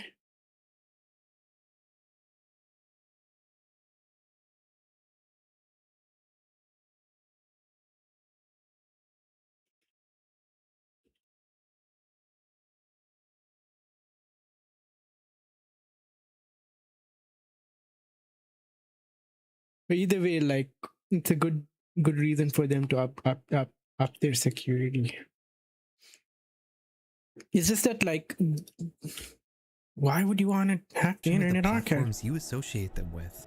Discord, for example, may have been launched in 2015, but the archives for Discord.com go all the way back to 1996. Oh It shit! was originally a personal website, a self-hosted page on the internet that's essentially the integrated equivalent of a social media profile, only existing to express the author's thoughts. Facebook.com in the 90s used to advertise some sort of employee indexing service for large corporations. X.com used to be another personal site. TikTok.com used to be a family blog. This one is a little different from the others. It's pretty detailed and well archived despite being 25 years old. There's a lot of information here. This family's activities and photos were essentially completely documented on the internet for many years. Back in the 90s, this wouldn't have been a very odd thing to do. The internet wasn't nearly as large as it is now, and you wouldn't feel like you were exposing your private life too much by documenting it online. At some point though, likely when the internet began to become much more prevalent in our daily lives, the TikTok family would take their site offline, and of course the domain name would eventually be sold to ByteDance. On Reddit though, one user would discover this long-lost family blog deep in the Wayback Machine's archives, and they would make a post about it on the Internet Mystery subreddit, a place dedicated to solving, well, internet mysteries. What's the mystery here, you might ask? I'm not actually sure. It was interesting that TikTok.com used to be a family blog, but I'm not sure if there is a mystery here. Regardless of that fact, Redditors will be quick to find one for themselves. The lost media culture of tracking down the origin to every minute detail of every piece of media created by man drove some of these Redditors to treat this family's private life as a lost media search that needed solving. A subreddit would be created to track these people down. They would find addresses, phone numbers, legal papers, court notices, private photos that weren't on the original website. Other users would be quick to label this so-called search as what it really was: stalking. Gang stalking is a delusion that some people have where presumed targeted individuals think they're being stalked by a group of people. It's almost always some sort of paranoid fantasy concocted in somebody's head. But in the case of the original TikTok family, this was by all accounts an actual case of gang stalking, even if it was just a minor one. It goes without saying that not everything in life needs to be tracked down and uncovered in a public manner. Some Redditors would argue that since this family hosted a site with some of their public information for a brief span of time in the 90s and early 2000s, that it was not actually stalking, and they were entitled to know what they were up to now. Thankfully, this so-called search quickly died, and public opinion recently has been much more critical of its existence in the first place, but it goes to show you that sometimes this culture of internet mysteries that YouTubers like me directly contribute to can in some cases turn ugly. The TikTok family site is not the only blog we're going to talk about in this video. Blogs used to be much more common in the early internet than they are now. These days, people either write their brief thoughts on Twitter, or they have a Substack where they act like they're writing op-ed pieces for the New York Times. But 20 I years don't ago, understand people read Substack blogs people. as a sort of public journal, detailing their views and experiences in a long-form way that just doesn't really happen much anymore. The thoughts detailed in this blog we're about to talk about were... But like, there's so much that happens there. Like, you can live stream on Substack. Casey Moratori live streams on Substack. Why? Why would you do that?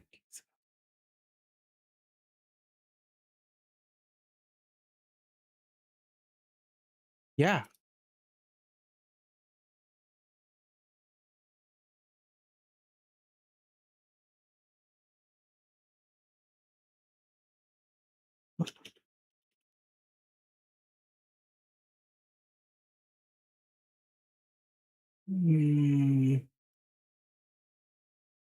Home.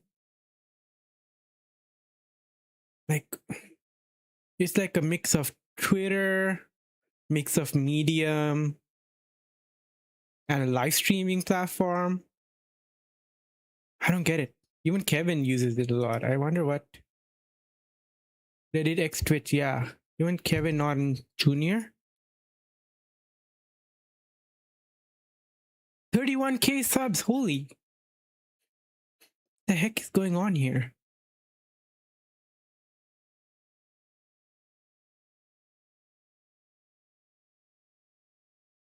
He doesn't shitpost here, though. He just, all his well thought out stuff comes out here. All right.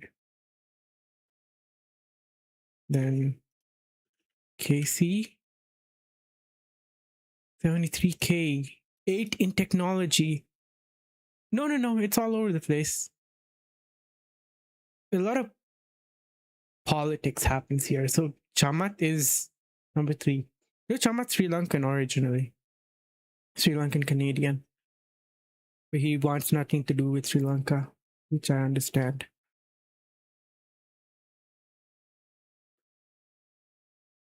Who else do I know here? Ashley Vance is cool. Guy that does the Hello World series and did the documentary on Don't Die and wrote the Elon Musk book. Blah blah blah. Back when Elon Musk wasn't as unhinged.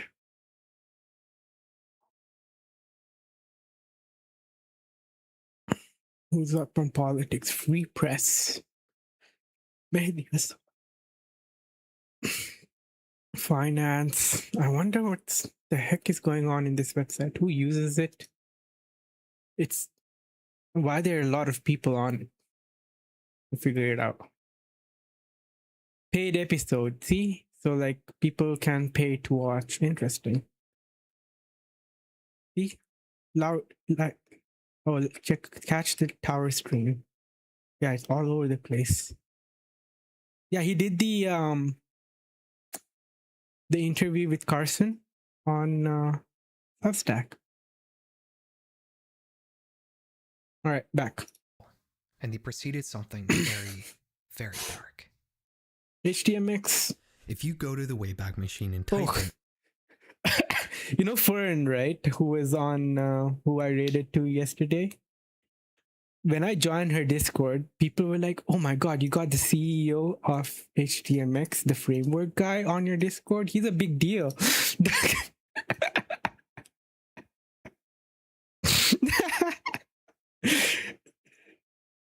And then I joined a Discord call and she's like, I heard you're a pretty big deal. Like, you're the framework guy. I'm like, had to explain myself. Fifth Nail at blogspot.com. Had to explain the lore. You'll get a bunch of snapshots from the mid-2000s. Just like the URL suggests, this site is called The Fifth Nail. And it's a public journal. It's like I'm averaging one Gotham per month. It starts in late 2003. And the first century recounts how Joe found out that a 5-year-old girl had gone missing from a nearby town in Minnesota a few months prior. He was so worried about being falsely accused of kidnapping that he decided to look through his logs on Quicken, a personal finance software that can keep track of your budget and spending. He concludes that it would be impossible for him to be accused of any crime on that day because of the purchases he made, which were not done in Minnesota. He goes on to complain about the intensifying persecution of sex offenders and how he's writing this blog for his own safety, because it's just a matter of time before he gets falsely accused of a crime. Oh, and he compares himself to a southern black man. He finished the post by talking about what he ate that day and what he did, which was mostly playing the PC game of course. You can already surmise from this first post that Joe is likely a registered sex offender, and indeed the next few posts seem to focus on the so-called persecution of his kind, and the various ways people misunderstand him. He says there's no bad people in the world, just people who do bad things. He says that it's very hard for him to make friends and to meet women, because most people stop talking to him once they learn about his past. As 2003 rolled into 2004, we get more details about Joe's life. He has cats, and he really likes playing Delta Force. He works in IT, and he watched Return of the King with his neighbor on New Year's Eve. In one long rambling post without paragraph breaks, he rants about the abuse he suffered as a child, and tells us that a crime he committed when he was 16 led to him being put into an experimental treatment program at Western State Hospital in Washington State between the years of 1980 and 1982, which eventually got shut down due to numerous civil rights abuses. He mentions in a following post that he was in jail between the ages of 17 and 38, and outlines some disturbing things about children and adults that I'm not going to repeat here. He continues to rant in following posts that he can't stop thinking about being accused of crimes he didn't commit. He buys a webcam that he can have permanently set up to record his living room in an effort to document his moves as closely as possible in the event he ever needs an alibi for a certain day. He mentions the following week that he accidentally recorded himself naked with his webcam and had to quickly erase it, lest he be accused of being an exhibitionist. In following posts, he continues to repeat the same things about committing some mysterious crime when he was 16 and being thrown in a mental hospital. He also seems to keep close track of whenever people go missing in his area so he can verify that he has a solid alibi in the event the police knock on his door. The next week, he talks about enrolling in computer science classes in college, along with documenting and analyzing the various dreams he has. He also compares a law passed in Texas which would require sex offenders to be labeled to 1930s Germany when Jews had to wear armbands. This is the general gist of the blog. Joe talks about college, work, his cats, and the apparent perils of being a sex offender. Sometimes he would document every minute detail of a certain day, and other entries would just include some rambling about his thoughts on a particular topic. In mid-2004 though, things would begin to change a bit. In June, he starts to bring up hallucinations he's been having. He would wake up at night and hear and see strange things, and also the feelings of derealization he's been having, along with saying that he can't trust his own mind. In July, his worst fears about being accused of a crime are realized when he's charged with some unspecified felony. He stops posting for a month, and when he comes back, he outlines an incident where the police broke down his door and searched his home. Again, he doesn't post for 3 weeks. His only post in September is this. I'm home Sunday afternoon, nothing to do. Everything being undone. Nobody to remind me. Life is about giving your choices over to God. Chicken pot pie in the oven. Why can others not see the unity of the universe? Why are they so blind in their dungeons? His posts before may have been unhinged, but they start progressively getting more crazy. By the time 2005 rolls around, he starts having much more paranoid and religious delusions. The ramblings start making less and less sense as they go on.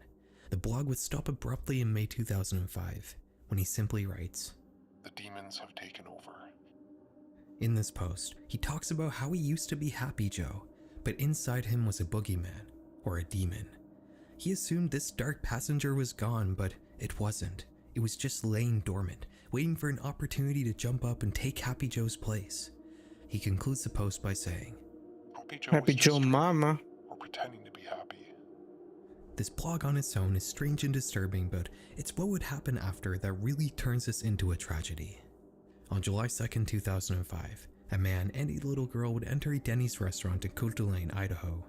The staff would do a double take at the little girl. They had seen her somewhere before. One of them would conclude that she greatly resembled a missing child that was being broadcast all over the media.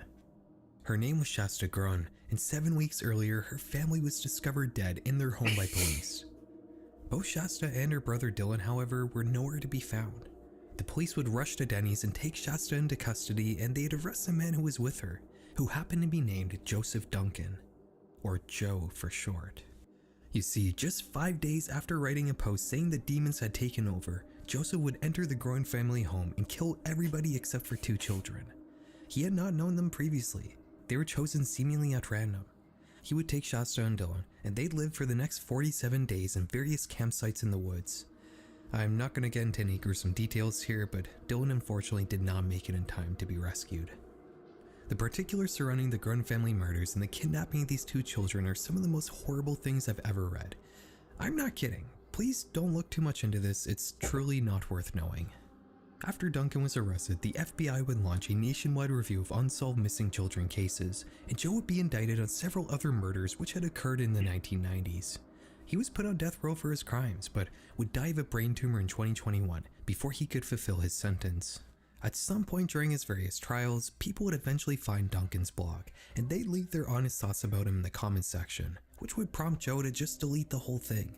This blog might not have been much on its own, but knowing the horrible things this author had done and would go on to do gives it an awful significance as a detailed look into the head of one of the most depraved and evil people to ever walk this earth, and it's one of the most terrifying sights I've stumbled across on the internet, one that would have been lost to time had it not been for the Internet Archive. The fifth nail is definitely one of the darker things I've covered on this channel, so this next topic might be somewhat of a short palate cleanser. Somewhat. Compared to the fifth nail, Joseph Duncan, just about anything is a palate cleanser, even an early internet mystery that happens to focus on a pretty twisted concept. In early 2025, a user in the internet mystery subreddit would make a post about a site called eCuerpos, Spanish for e-bodies. They say that around E-bodies. 20 years ago, a friend had told them about the site. Their friend described it as a sort of marketplace for human cadaver parts. OP didn't want to have anything to do with such a website, so they just ignored their friend, but the idea lay dormant in the back of their mind ever since. Until now. They decide to load up the Wayback Machine, type in the URL, and sure enough, there were snapshots that lined up with when OP had first heard about the site. Everything here is in Spanish, but both English and Portuguese translations are offered and have luckily been preserved. The page is exactly as OP's friend described it, a marketplace for human body parts. A female left arm is $2,600, a The male heck? ear is $1,900, and if you're willing to dish out a lot of cash, you can even purchase a full human Full body. for just under $200,000. Each listing is accompanied by pictures of what's being sold and a 5-star rating. They offer information about the deceased person's age, along with their race and continent of origin. If we This is navigate over to crazy. the company page, we learn that Equipos has been serving the South American market since 1994. You might be thinking that this is screaming hoax, but you should keep in mind that the human cadaver market is very real. We talked about it at length in my Horrors on the Chinese Internet video. There's a large grey market out there for human body parts to be used for medical study and other less noble purposes. It's also important to remember that the early internet was not quite as lawful and well policed as the web is nowadays. You didn't have to use something like the dark web to find a drug marketplace or illegal content. You could readily find it on the surface web. Equipos promises to protect the privacy of their clients, who tend to be scientists and so-called human body enthusiasts. On their FAQ page, they mention that buyers should keep in mind the laws in their own country surrounding organ trafficking. If we look at black market cadaver hospitals in the mid-2000s, we can find a list that mentions Colombia as a global supplier of illegally obtained human body parts. They specifically say in this article that there are several Colombian-hosted websites that offer human body parts for sale. Could this be one of them that just so happened to be captured and preserved on the Wayback Machine? Let's keep digging. You'll notice that at the top of the page here is a link to another website called calresco.org. This site actually still exists in almost the exact same form as it did all the way back in 2005. The page appears to center around the concept of complex systems in science. It's a little hard to understand, but it seems to be talking about systems that have many different components that interact with each other to form a sort of organized chaos. The economy is a good example of a complex system. It's easy to understand on a very small scale, but when it's all put together, it becomes this huge, writhing, interconnected mess. I'm not actually sure what this site has to do with Equipos. There's no mention of it anywhere here. If Equipos. this was a hoax, I feel like this would be an intentional red herring. There's not really much else we can talk about concerning the site itself, so why don't we see what the internet users of 2005 had to say about it.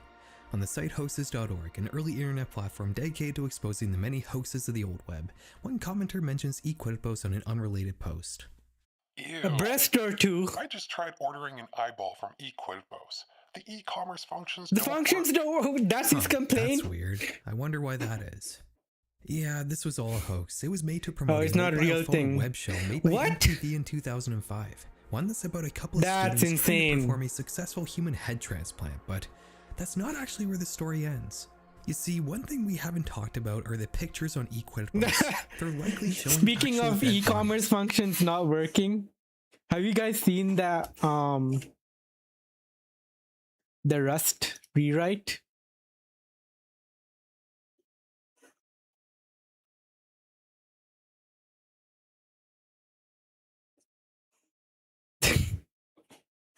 So you can donate to the rewrite of FFmpeg in Rust.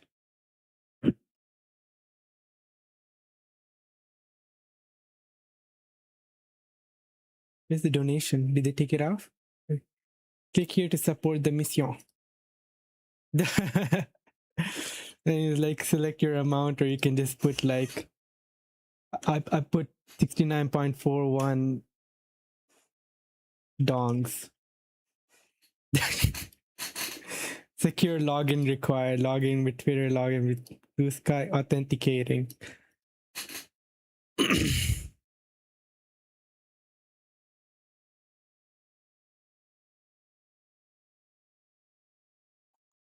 And you get this. Like contact support. Then you get this. And then they ask you to DM them with your donation. But if you look through the website, I made a kind donation of where is it? 61. It was supposed to be 67. I made a typo. Know that of late I have taken to the study of Rust and striven earnestly to confront and amend the unkind prejudices I once held against the furry folk. Close to the goal. Specifically ones that are in a state of pallor mortis, the first stage of death that occurs for people with white skin. It's a specific kind of paleness that occurs in the first 2 hours after death. These images weren't taken from somewhere else on the web, at least nowhere that exists anymore. It's a little dark to think that a major American broadcast network found pictures of people who just died to put up on the internet. If that wasn't bad enough, we can return to the Wayback Machine where we can navigate over to the URLs tab. This section shows all the different addresses that have been preserved by the Internet Archive for a given site. Here we can see all the different pages we've already visited, but also some hidden ones that are not actually listed anywhere on the site. Amateur.html, Asian.html, blonde, .html. teen. It gets much worse No. than this. We don't really have to go over every one.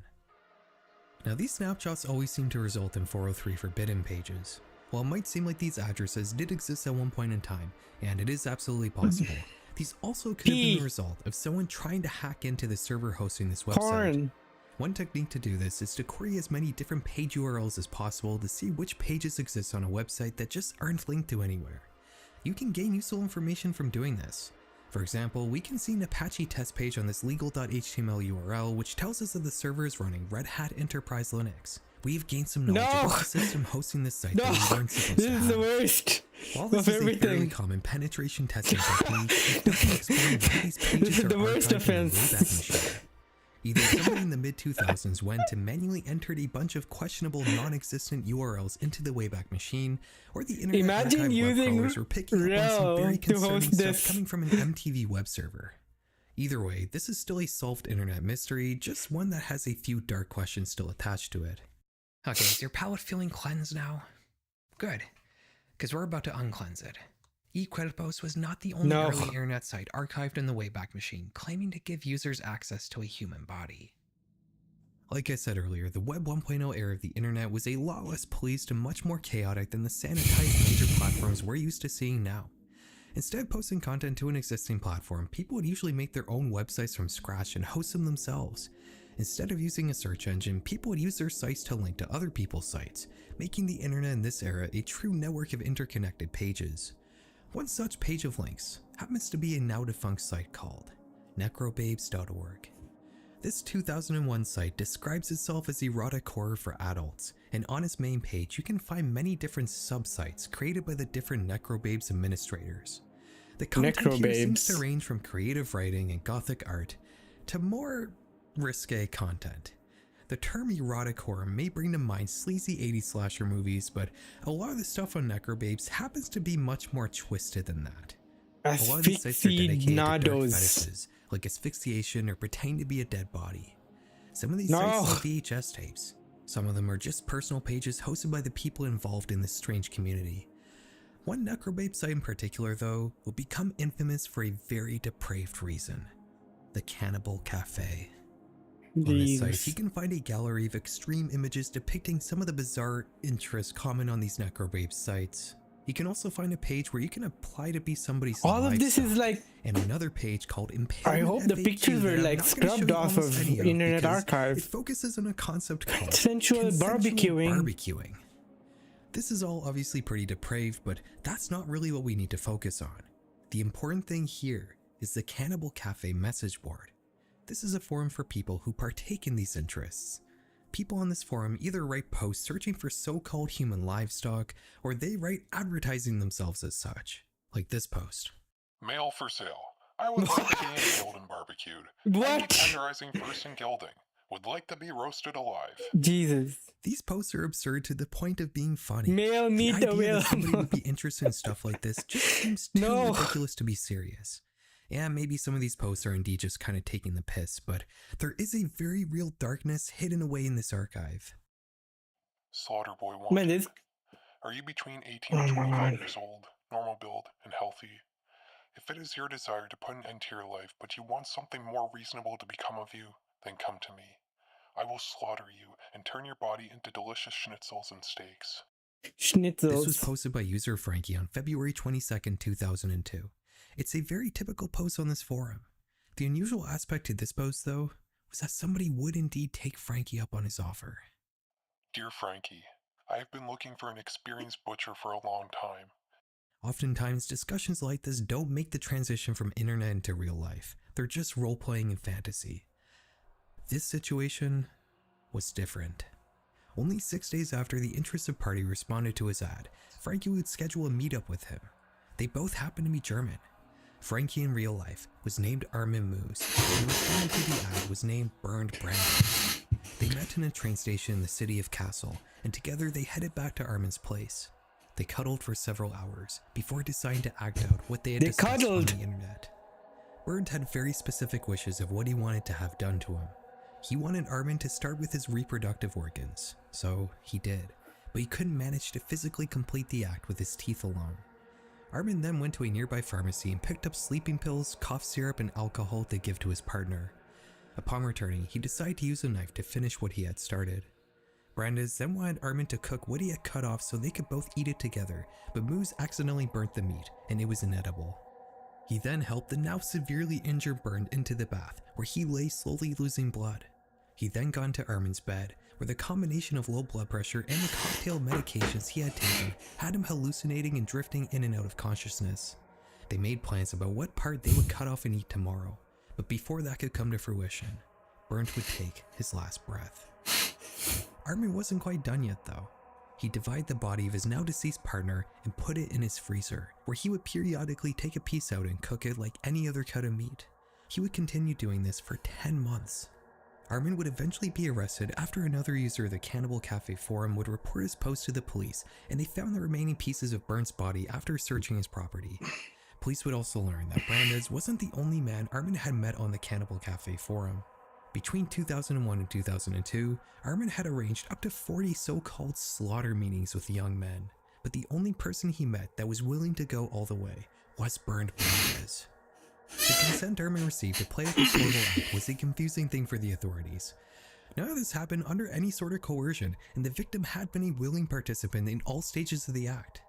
Brandes, though, had taken mind-altering doses of different medications, which may have impaired his ability to consent, and on top of that, killing is never legal even if the victim wants it. Armin Moose would eventually be convicted of manslaughter in 2004, but 2 years later in 2006, he would be retried and found guilty of murder, being sentenced to life in prison. The most disturbing thing about this story is that from the time Bernd and Armin initially got home to the time Brandes ultimately passed, Armin had a camera set up in the corner and had been filming everything. This videotape was the key piece of evidence that would lead to Armin's charges being escalated from manslaughter to murder, and is likely one of the most disturbing pieces of lost media to exist. After Armin was arrested and word spread quickly about the website, the Cannibal Cafe forum would close its doors and would ultimately go offline for good in 2003. If it wasn't for the Internet Archive, we never would have gotten this eerie look into one of the most depraved sagas to come from the early internet. The Internet Archive has been instrumental in not only preserving these important and disturbing parts of internet history, but also for solving lost media cases. You I might like this remember when guy. we found the location of the background photo back in 2024. That was only because the original site that hosted the photo all the way back in 2004 just so happened to be archived on the Wayback Machine. Our last case for today happens to focus on a similar lost media hunt. The YouTube channel Watching is known for producing this very particular format of infographic videos. They're all presented the exact same way. A sliding chart will be shown detailing where certain entries land on the spectrum of a certain topic, like human evolution timeline, which shows the different types of humans in order of oldest to newest. Every video is pretty much exactly like this. This channel probably just has a premiere template they throw different visual assets onto and can make videos in like 5 minutes. One of Watch Data's uploads happens to focus on a topic that's pretty familiar to me and viewers of my channel: YouTube's creepiest videos. While you might assume the sliding scale here might be something like least to most creepy, it's not actually that. It's showing you videos in order of most views to fewest views. This is an interesting way to present this topic. Oh. It makes you want to watch to the end to see which Yeah. video has the least views. All the standard creepy YouTube fares here, like salad fingers, I feel fantastic, little baby's ice cream. You've likely heard of most of these already, but things get more interesting when we get to the end and we start seeing the less viewed videos. And in fact, the last entry on this list has a mere 77 views. It's called Play 2 and was supposedly uploaded by a channel. How did he find that? Mother8538. While we don't see the video itself, we do see the thumbnail, which shows a hand holding a lighter. If you search Mother8358 Play 2 on YouTube, you won't see the video from the watch data list. You'll only find other videos talking about it, all of which inform the viewer that Play 2 is considered to be lost media. Redditors will be quick to try to solve this mystery. One user was able to find an Internet Archive snapshot of Mother8538's channel page. Now the video links present here have been archived and neither has any thumbnail, but we can see that Play 2 did indeed exist, and the other videos from the channel also just have one word as the title, like punish, think, and wait. If you try to take the channel URL from the Wayback Machine and visit it on live YouTube, you'll simply be told that the channel does not exist. This might sound like a dead end, and it likely is. A video with 77 views being taken off of YouTube is going to be next to impossible to find. It would be incredibly unlikely that somebody just so happened to archive it or mirror it anywhere. That wouldn't stop the lost media search though. A subreddit would be created and the hunt would continue. As you can imagine, in a case like this, just about everything found so far has been false leads. People show up with wild claims that never actually lead anywhere. Some users are trying to identify the carpet shown in the thumbnail. Others are passing off recreations as the original video. For some reason, many people have come forward to claim they saw Play 2 before it was taken off of YouTube, which is a little hard to believe considering just how obscure this video is. The Chinese internet would also get involved, with the community surrounding the case being formed on Bilibili, the Chinese equivalent to YouTube. Billy. Here, people would add on to the Play 2 lore by uploading what they claim to be the other videos from Mother8538's channel. Now these are able to be verified because we know next to nothing about the actual content of these now lost videos, but that wouldn't stop people from treating them as if they're real. One user suggested tracking down every viewer of Play 2 to interview them about the clip's content. And here is where I ask, what is the point of all this? This is one of those lost media cases where you can easily argue that the work in question has been fully lost. Even if we generously assume that 5% of the 300,000 watch data viewers actually went and searched for Play 2 on YouTube, that would only give this video 15,000 views before being taken offline. The likelihood that somebody saved it even with that many views is very low. I have videos with view counts like this that have never been mirrored, and I have hundreds of thousands of subscribers. Mother8538 had 23. This video is almost certainly gone from the internet, and was it even that interesting to begin with? Do you think the watch data researchers went to great lengths to find an amazingly creepy video that only had 77 views? Yeah. I find that pretty unlikely, considering the effort they put into the rest of the research. Like that Mumtaz Begum video only being listed with 3,000 views, despite the multiple mirrors of this video that exists on YouTube which have garnered millions of views each. One video near Play 2 in the list only had 600 views. This one just shows a woman crying for 2 minutes. There's nothing particularly unsettling about it. She just seems sad.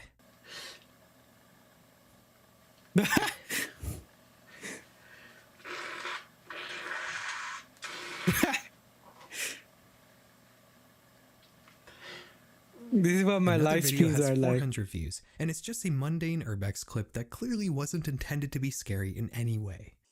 It's like some old ass shit right here, dude. It's fucking badass.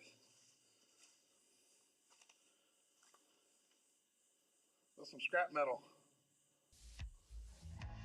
For all we know, the Mother8538 video could have just been somebody flicking a lighter. We have no reason to think this video is interesting or holds any sort of significance. So why go to such efforts to find it? Lost media can be really interesting when the work at hand is important in some way or is just considered to be worth experiencing. But why spend energy looking for a completely random, likely uninteresting video that nobody ever saw? This isn't a photo that greatly shaped internet culture or a Lost Beatles song. It's a 20-second video that nobody watched. If you enjoy looking for an inconsequential needle in a haystack, be my guest. It's not my place to tell you what to enjoy or not enjoy, and I'm not gonna judge you, but I don't personally understand the appeal. Guys, thanks for watching. You know, I usually like to plug my Patreon, but if you want to throw some money around today, maybe consider donating to the Internet Archive. They make my job possible and are constantly fighting an uphill battle to keep the internet So does free he and do a open. lot of I'm Internet sure they could Archive use the stuff? support. And last but not least, have a good night. Yay! Right.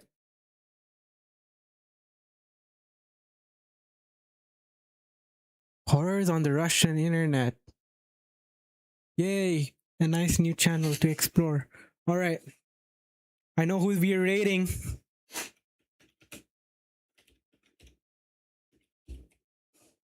Bye, Kick.